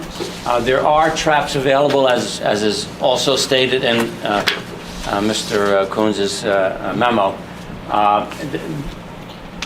I'd like to see the money spent on traps. You're not stepping on them? No, I mean, it's important to get rid of the trees that they like. I understand that. You know, maybe that's what the goal would be of the Shade Tree Commission. But if we can't designate a specific amount from the grant to buy traps, then I would like to have that included in our budget next year for the Environmental Commission, because there are areas in town where they are really loaded with lanternflies, and I think the traps certainly would help. So if we can't designate a portion of the money, at least let's put money in their budget next year for lanternfly traps. But Mayor, if I can address that, the grant proposal includes both treatment for the hemming trees. Right. As I've learned, you have to treat them to kill them first, kill off the root system before you cut them down so they Yep. don't kind of sprout up. It does include partly a funding request for traps as well, that would be deployed in areas where we see on borough property where there are infestations. What's the total amount in the grant? I think, available, I think our request is going to be 5 or 6. I think they're still coming up with the final number, they're tweaking that a little bit. But this is, I think, certainly sort of an opening salvo. Yes. This is not in and of itself, and this has generated a lot of discussion with my colleagues statewide. Yeah. It's very nice that the state's making money available. We all believe it's a relative drop in the bucket compared to the amount that's going to be It needed says traps of ultimately to $48 each. successfully deal with this problem. So Pat, let me ask you a question. What would be the efficacy of putting traps in just certain areas that's public? That's what the grant would do, right? The grant, we'll put it in public ways. I mean, how does that control the population on everyone? Well, it's best to cut down the trees and destroy the tree, definitely. On the private properties or the public property? Well, This we'd have to is start on a public public property. Okay. I would think on the right-of-ways, This is meant for right-of-way, Yeah. public parks, correct. things like that. But then, we could give the traps to residents. That's what I'm wondering. Yeah. I'm not sure under this grant if that's allowable. No, that's what I don't, that's what I'm But asking. it may be in the future that we decide to If not- offer such a program. If not in the grant, I really would like money in the Environmental Commission's budget next year, specifically for that.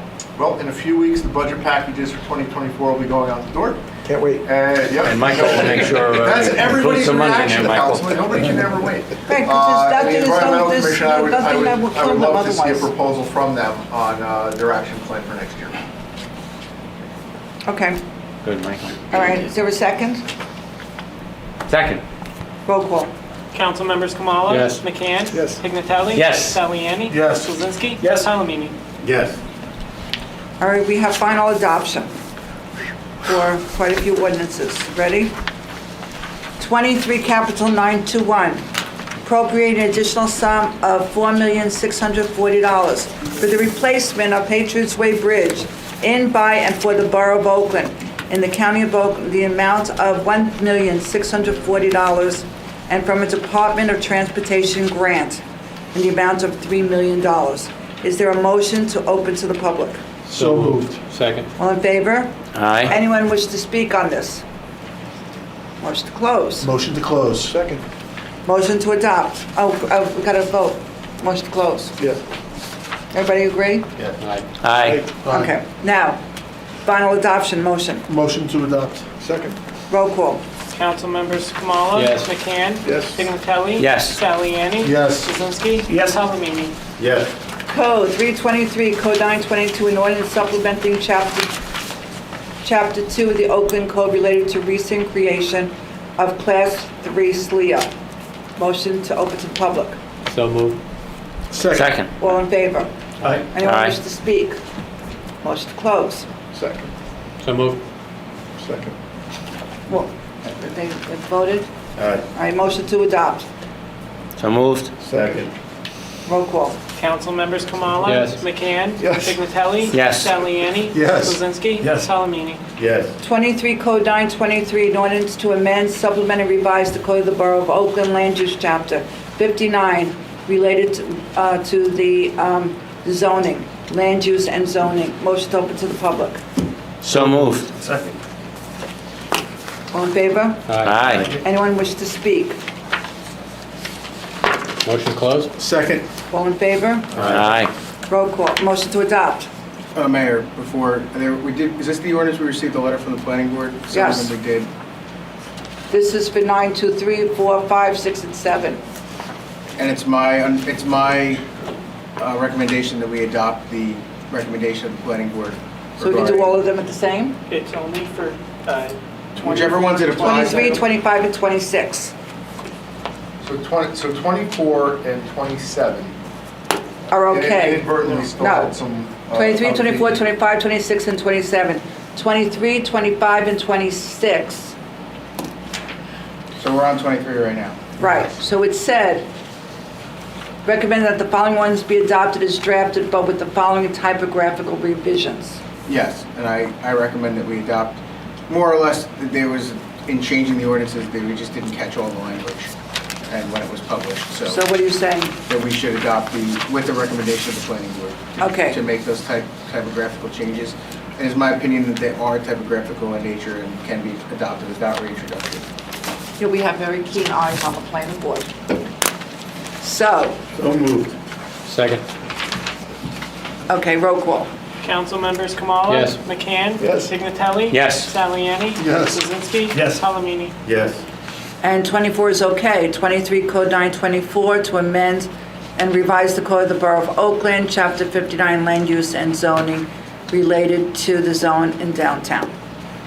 Motion to open. So moved. Second. All in favor? Aye. Motion to close. Oh, does anyone want to speak? I'm sorry, I'm going so fast. Motion Motion to to close. close. Second. All in favor? Aye. Motion to adopt. So moved. Second. Roll call. Council members Kamala? Yes. McCann? Yes. Pignatelli? Yes. Saliani? Yes. Solzinski? Yes. Palomini? Yes. Okay, 23 Code 925, ordinance to amend, supplement, and revise the Code of the Borough of Oakland, Chapter 59, Land Use and Zoning related to the DTI zone with the amended typographical changes. That's DT1 zone. DT, what did I say? Aye. Oh, So moved. I covered it. We knew what you meant. Second. Thank you. Well, anybody wish to speak? Motion to close? Second. All in favor? Aye. Motion to adopt. So moved? Second. Roll call. Council members Kamala? Yes. McCann? Yes. Pignatelli? Yes. Saliani? Yes. Solzinski? Yes. Palomini? Yes. Okay, the next one is 23 Code 926. It had typographical changes which were made. They were minor changes. It is to amend, supplement, and revise the Code of the Borough of Oakland, Land Use Chapter 59, Land Use and Zoning, related to the DT2 zone. Motion to open to public. So moved? Second.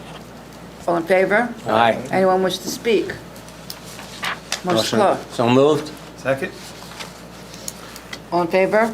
Aye. Motion to adopt. Motion. Second. Roll call.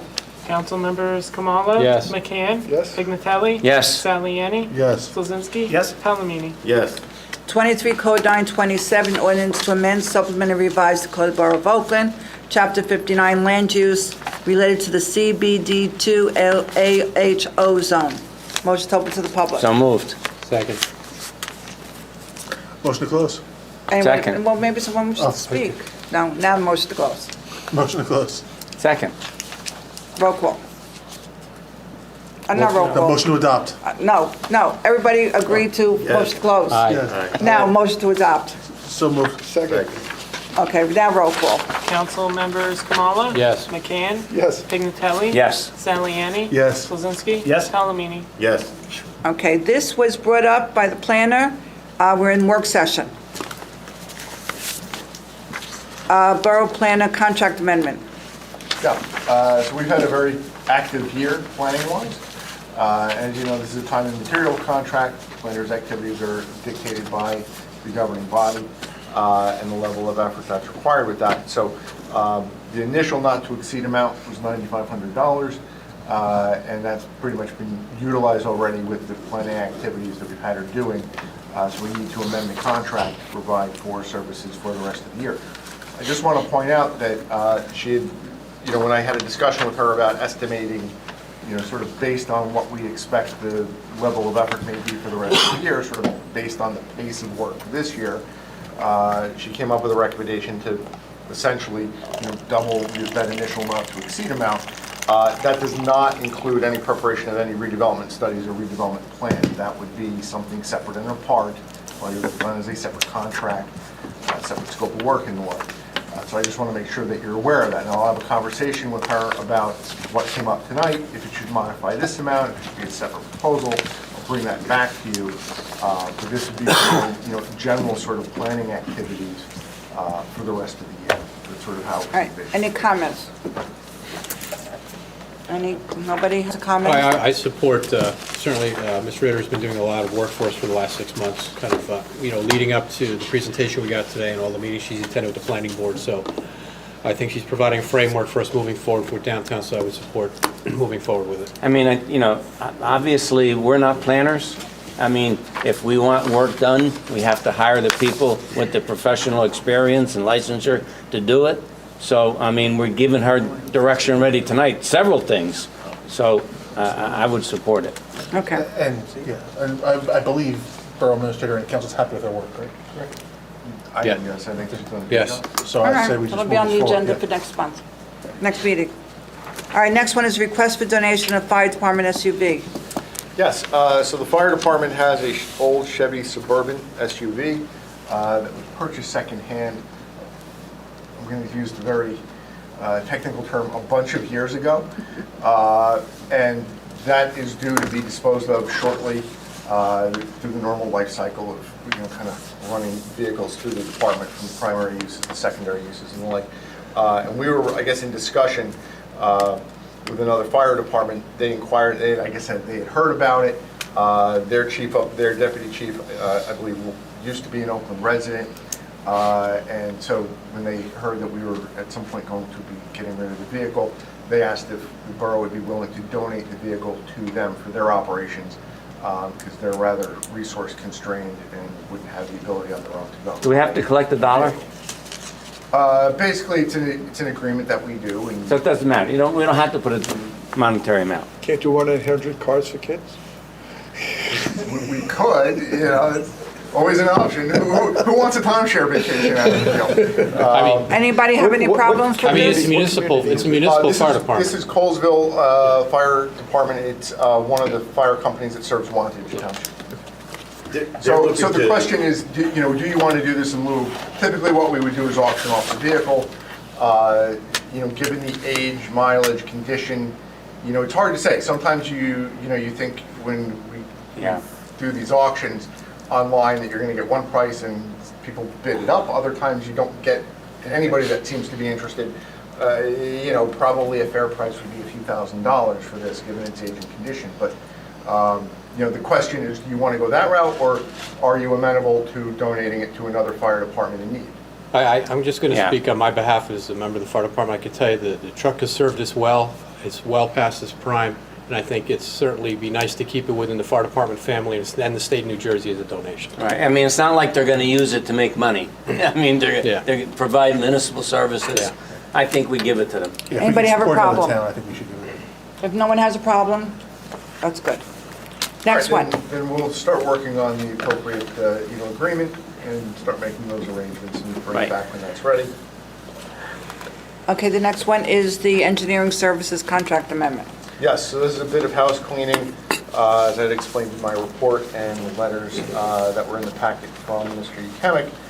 There are several contracts for general engineering services, time and material work last year, zoning and planning board, that likewise, sort of after the fact, would require some contract amendments. There's budget money available, but the contract amount not to exceed has been reached.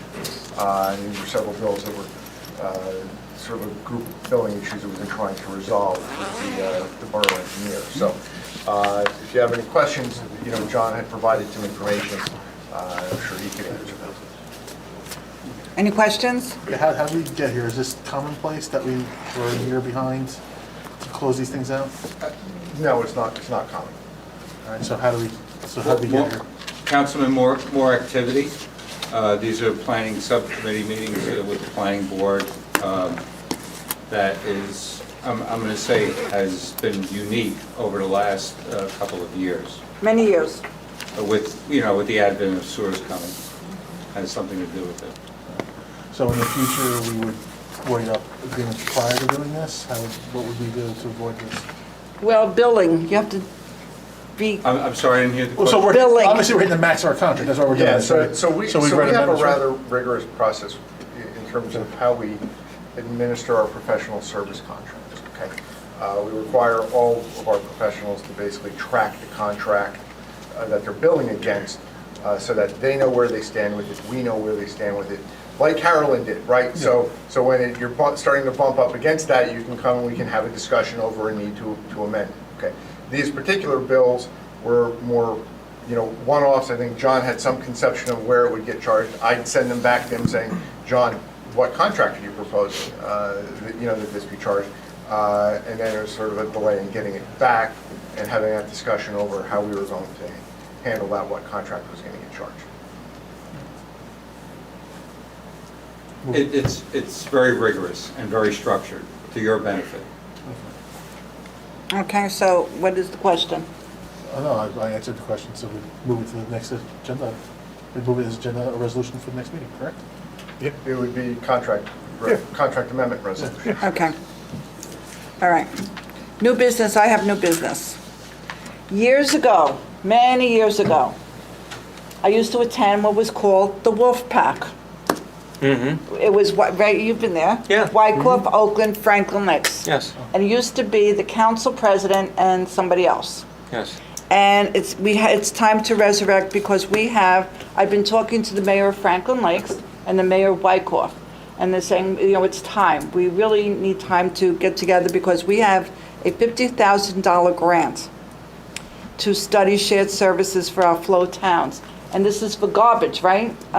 We were awarded a $50,000 grant, we being the 3 flow communities, to undertake a study of garbage collection. They don't call it the flow meeting, they call it the wolf pack. And when I first started, I'm wolf. So I would like to resurrect it, and I ask our council president to tell me, was anybody with you on this wolf meeting? And then we'll set up a meeting with the other 3 towns and On the so wolf we meeting? could talk, it's Wolf. Wyckoff, Oakland, and the opposite of Franklin Lakes, they call it Wolf instead of Flow. Yeah, no. But what So meeting? it's the 3 towns, the 3 mayors, the 3 borough administrators, the 3 council presidents, and then another council person. I was not invited to a wolf meeting. You never, because we haven't had them. Okay, yes, I will attend. So, no, that's not my question. Then what's your question? My question is, what councilman did you put on the wolf, or did you not have a wolf? There was not a wolf assigned. All right, so we shall talk. Yes. Okay. Right, All right. we probably haven't actually had those meetings in Since many years. Since years ago with the 10 years ago, maybe, With- 9 years ago. with the police, when we talked about possibly combining police, possibly combining dispatchers. We It was crazy. We talked about a variety of topics, what we called the low-hanging fruit, and then some other things. It was all sort of, if you recall, it was all sort of born out or created as an outgrowth of joint meetings that we had when the regional school budget was defeated, right? Right. And the members of the governing bodies that were all serving together got along very well, sort of led to other discussions, led to this sort of structured committee for several years. And then it seemed at that point to sort of have run its course, and we discontinued the meeting. So we want to reactivate that. That's Yes.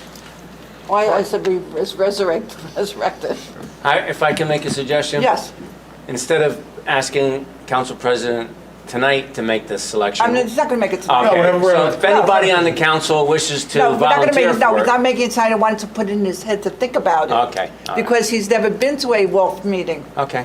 Well, we called it the wolf pack, we left. Right. And it's usually in Franklin Lakes because they're the middle town. Franklin Lakes and Wyckoff have approached you? I mean, like... is Yes, this- I've been oh, talking to okay. the mayors Okay. regularly. I talk to the mayors regularly.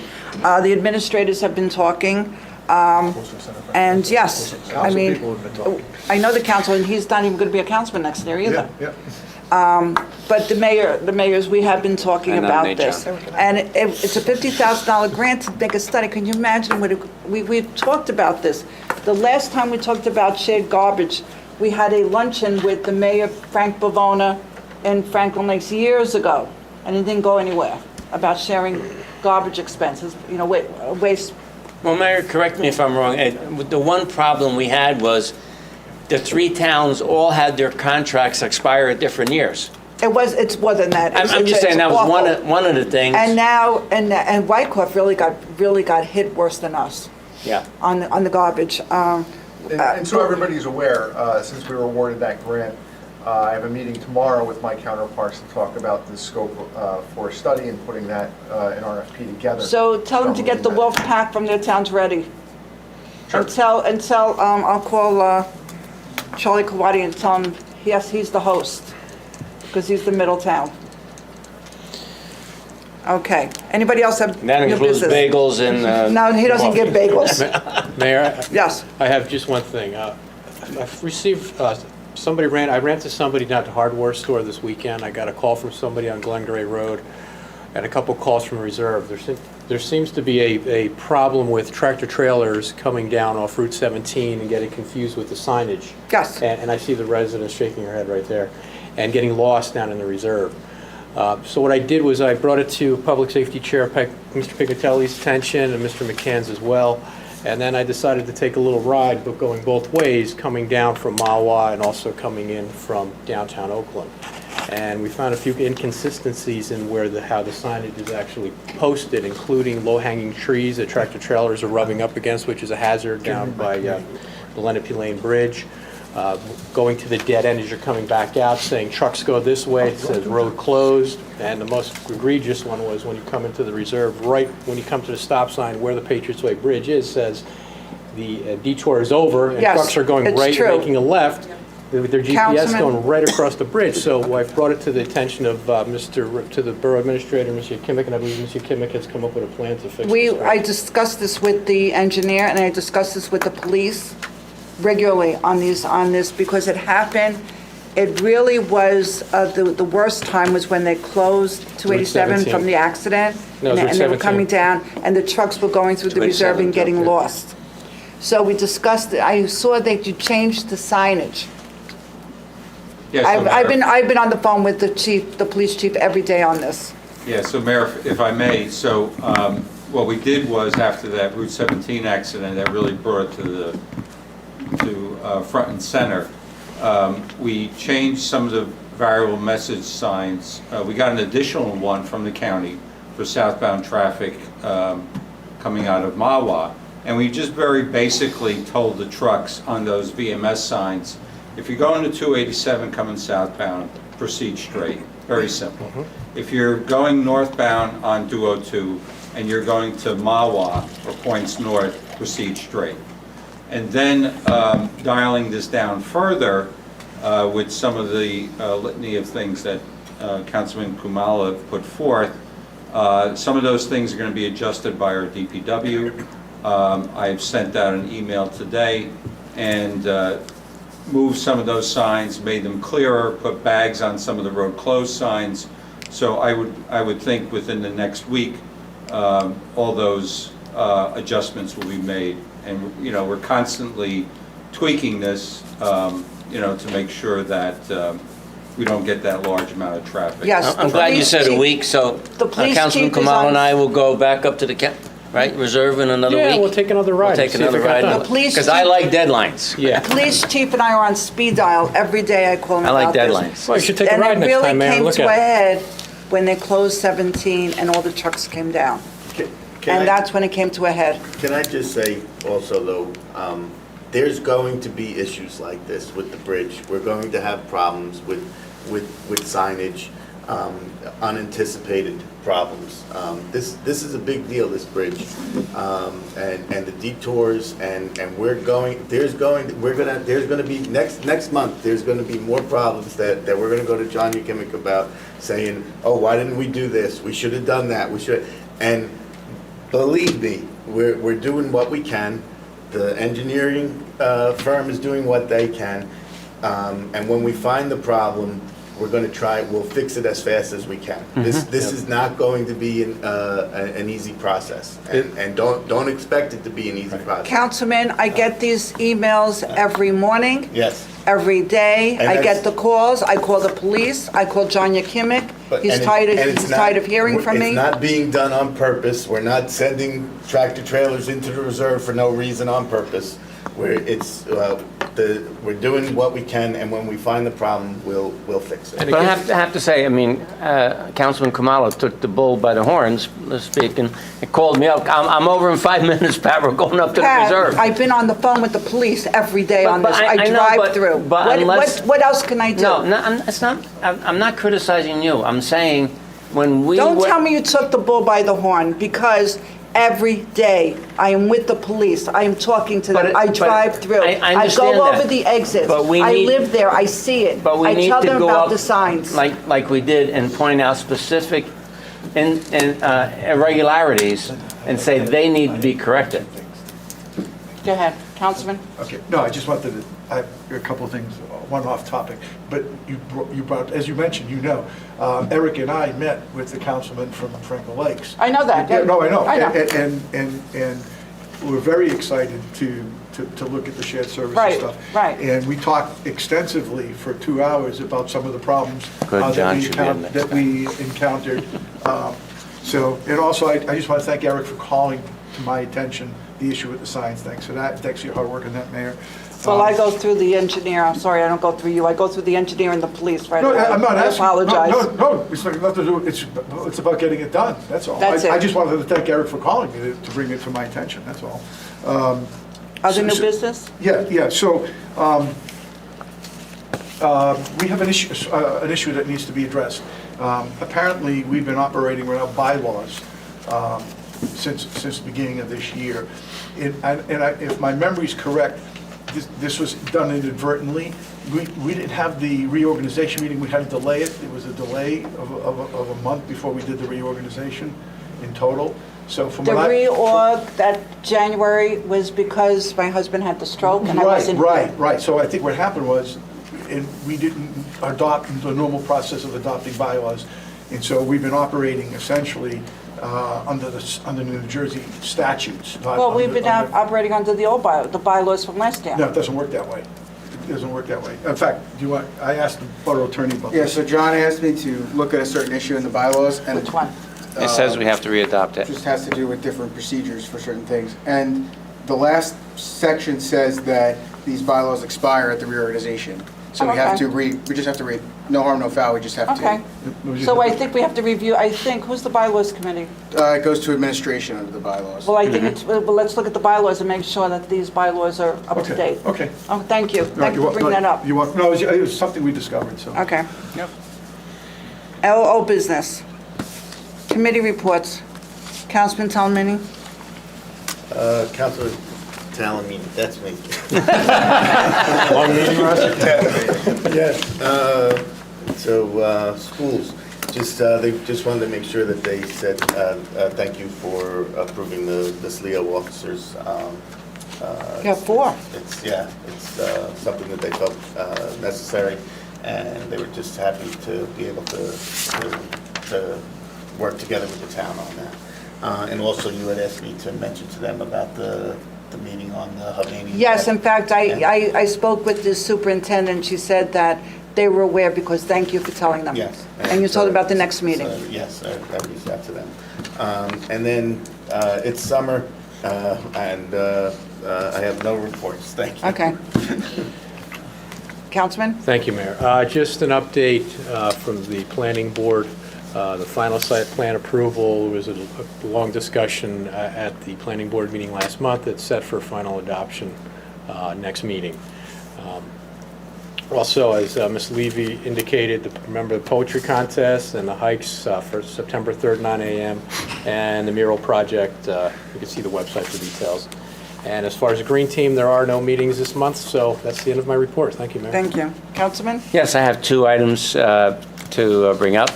For the first aid squad, during July, they made 87, they did 87 calls. Total mileage for the 2 vehicles, 1,373 miles. And from the senior citizens, next Monday, August 21st, is National Senior Citizens Day to celebrate. It's a week. Pardon? It's a week. Yeah. No. Well, the Senior one Citizen day, Week. specifically the day, 21st, Right. my birthday. Oh, happy birthday. Thank you. Is National Senior Citizens Day. Yeah, 21. Right here on this arm, 21. To celebrate, we're hosting a special week of special events scheduled daily for our residents to enjoy. Each event requires individual registration and space is limited. Please see the senior citizen calendar for more information and call the senior center in order to register. Thursday, September 7th at 1 p.m. is movie day. We will be watching the movie Ticket to Paradise. Fresh popcorn will be served.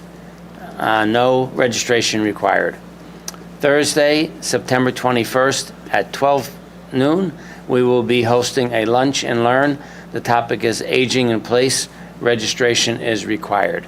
And as I said before, from the Environmental Commission, we did discuss the lanternfly. Hopefully, if we need money next year in our budget, we'll put something in there for lanternfly traps so that we can put them in areas that's most needed.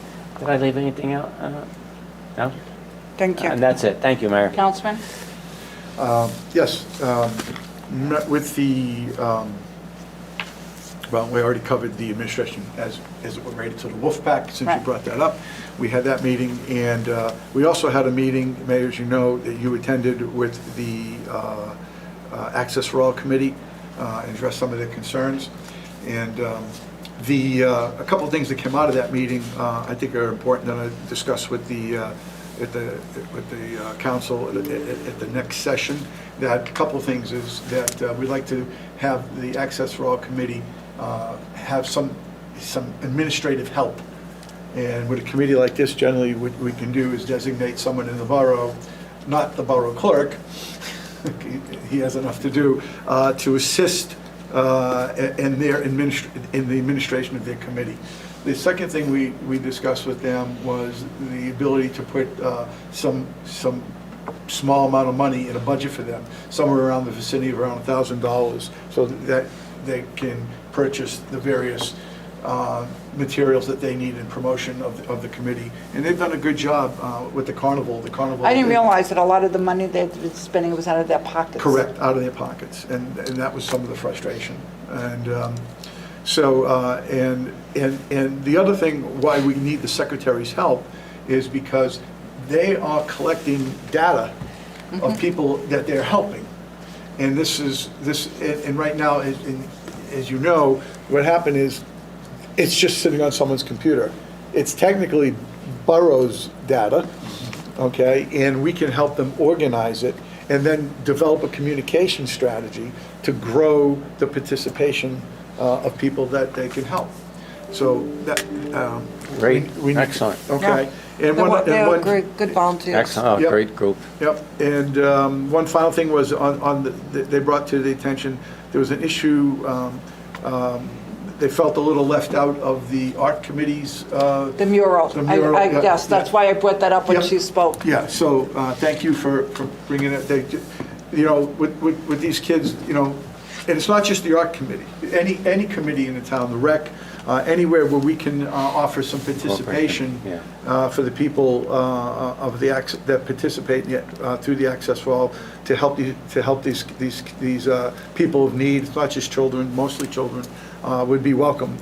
Whether it's a Little League parade that we can include, something where we can be inclusive with that group, that would be welcome from all the committees in the town. That was it. Thank you. You're welcome. Councilman? Just really quick, tonight from the library, let's see, the library's wrapping up a fantastic summer reading program. They are running statistics and numbers of the participants, and I'll let you know at the next council meeting on September 13th those results. The big upcoming event that's coming up in a couple of weeks is the kindergarten kickoff the week of August 28th. Students entering kindergarten are encouraged to sign up for story time, craft making, and meet some of their future classmates. The craft they create will then be present in their classroom on the first day of school. To register for the day that corresponds with your child's school, parents can head over to the library's website under events so that you can call the library at 201-337-3742 for more details. That's it. Thank you, Councilman. Next meeting, can I go first? Because by the time we're at the end, everything's been talked about. From But Bush we like Plaza. to see you, the smile on your face. Well, Bush Plaza, Mayor, you really, you extended the progress we're making on Bush Plaza. So I want to thank everyone involved with that. Rec, there's really no report as nothing goes on in August, getting ready for the fall seasons.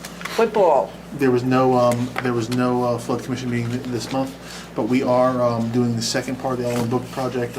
Rich and John and Borough Engineer John McKemmick are working on getting that out. So by the end of August, that should go out so we can get the second phase.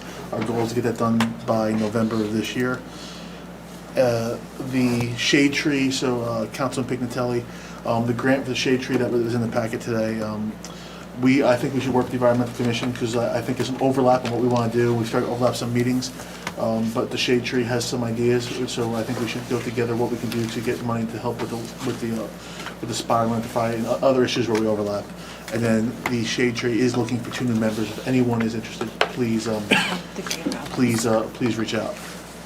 Also regarding Bush Plaza, please reach out to me at sallyannie@oakland.org email. I have all the Regarding fundraising flyers for you. Any fundraising, and I will direct you.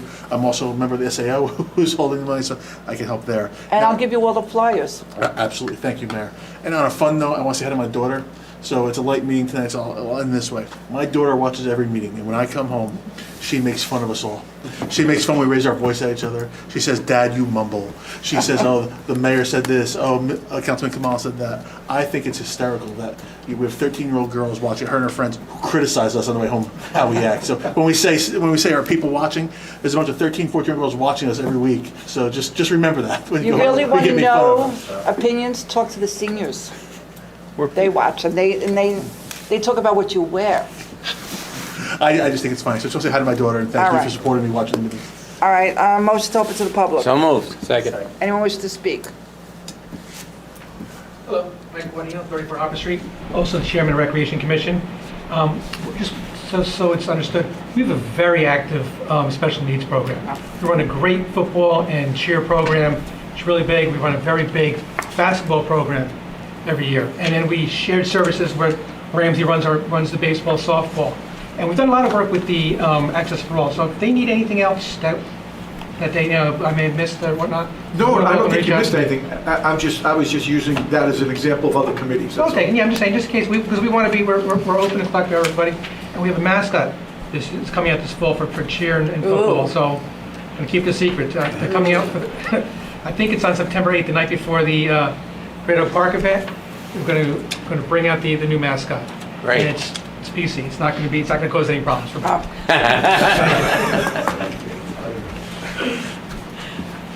I'll be quick, I promise. Name and address. Hi, Andrea Levy, 780 Ramapo Valley Road. I have a question with regard to the 4 officers that were hired, yay. That's for the school security, am I correct on that? So there's 4 of them, and we have 4 schools. What happens if somebody can't come in? You have to talk to the school board. Okay. We hire them because it's through the police department, right? We hire them, and then, Rich, we hire them, but paid through the school. Correct, so it's via a shared service agreement, right? They're borough employees, subject to borough rules, regulations, et cetera. They're deployed to the schools pay all costs related to the program. And you don't know what their plan is if somebody can't come to work? On those rare days, as of right now, there would be an officer probably rotate through the school that doesn't have one that day to provide some amount of coverage.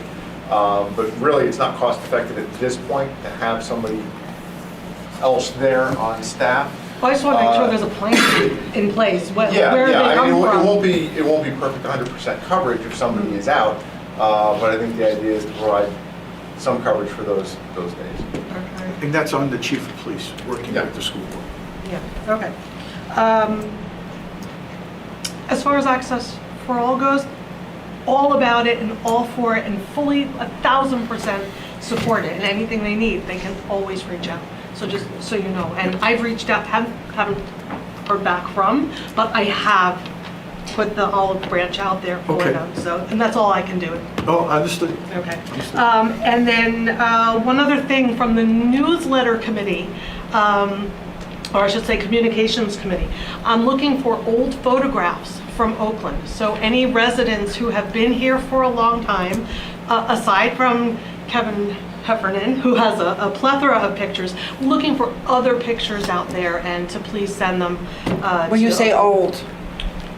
Old as in... Turn of the century? Well, I mean, it could be any time old, any photograph. 50s, I mean, 60s. we're doing features of different, everything. You might want to check with the library. Yes, absolutely. think that- But more so, we're really Pictures of the looking town? from residents that are living here, that have some sort of time. Well, I don't think you're going to get to any it. resident who lived here before, let's see, 100 years ago? I mean, Mr. Eilert's family certainly does. There's a number of families who have strong roots in this town. I'm sure we all know them. And anybody has access to older photos, please reach out to me through the Oakland communications department, and thank you. Thank you. I have one request. If you use a picture of the mayor, you have to use the one with a cigarette. If you're going to use that picture, use the one of the mayor smoking a cigarette in his board. You got it. Thank you.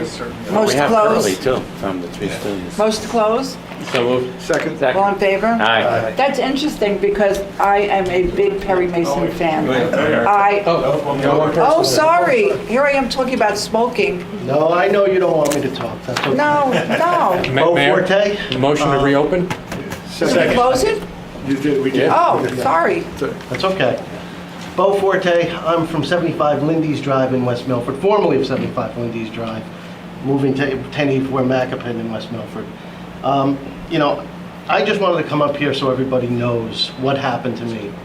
In 2021, I sent a pretty mean, somewhat juvenile email to Congressman Josh Gatto. Wasn't criminal. I've never been charged with a crime in my life. I have no criminal record. When I got a letter in the mail saying that he personally pressed charges on me for this letter, I was shocked. I thought, I have some crazy friends. They might have played a joke on me. I didn't believe him. I called the court clerk. She literally apologized to me that this happened. Said to me, Josh, be a baby here. Gave me advice on how to play this out, yada yada. So I find out who the prosecutor is, Ms. Schwager. I call her, I'm like, is this for real? And she says to me, she goes, oh yes. I'm like, It was a quick case. are you going to dismiss this immediately? What's the crime? Like, yeah, it's juvenile, it's a little mean, but Excuse me, just a minute. This was a court case, and if you remember, I recused myself, and I another was going to say prosecutor that. took over. She recused herself a week before it went to trial, and the prosecutor said to me, there's nothing here. I can't dismiss it, but they'll dismiss it if Josh doesn't show up, which he didn't, and because there's nothing here in the discovery. But during the case of this trial, she slandered me. She lied to me. I have proof of it in emails. I tried to file an ethics complaint against her. Excuse me, this was, now you're going after me on my profession. I'm telling the Excuse truth. me, I did my job. You No, she already didn't. filed the ethics. She did The not. Excuse me. She did not. I'm I'm not a asking bad you, guy. This is I am why. sorry. I It can't- had to do with Bergen County Court. It has nothing to do with Oakland. No, it It was has to a do with the mayor of criminal Oakland. case. It was a criminal case. I was doing my job as a prosecutor. But you And weren't. my job as a prosecutor You were putting a is to citizen prosecute. through hell for no You know reason, what? for vengeance, You know what? for your No, friend. Excuse me. You should have never No. even been on that case with Excuse your- me. with your Out. relationship with her. I ask you to please sit down. It was my job as a Can I speak? prosecutor. Do I have to call the police and ask you to leave? This is why I'm here. I just want my story to be heard. Your story was heard. Not by anybody but you and wanna Judge hear- you wanna Galino, tell your who story? constantly reprimanded you during that case. And I can let Excuse you hear me, and the tapes. language you used was abominable. And it wasn't criminal. That's Excuse your me, opinion. excuse me, I ask you to sit down. You're out of order. I'd love to tell anyone the story. You can tell the story, call the police. I would call the newspaper, I'm sure they'd love to hear it. I mean, this is what I went through for a year. 6 hearings in a trial that she didn't show up to, but she dragged me to 6 hearings. How much did Excuse that me, cost Bergen? excuse me, you're out of order. Motion to close. So moved. Second, there was second to close to the public. Second. All in favor? Aye. Please sit down. Thank you for your time. Motion Bills, to, bills to be paid. Yes, bills to be paid. Before I do bills to be paid, let me just say, get well soon, David Young. Thank you for all the hard work you give He's the doing town, well. and thank Yeah. you for what you're doing now. And thank you for making sure that I don't have to do the math. Thank you for doing your job. Bills to be paid, $817,956.91. So moved. second. Any questions? As long as you've read the bill list, you can vote. Roll call. Council members Kamala? Yes. McCann? Yes. Pignatelli? Yes. Saliani? Yes. Solzensky? Yes. Palomini? Yes. Motion to adjourn. So moved. Second. All in favor? Aye. Next meeting is right here, September 13th.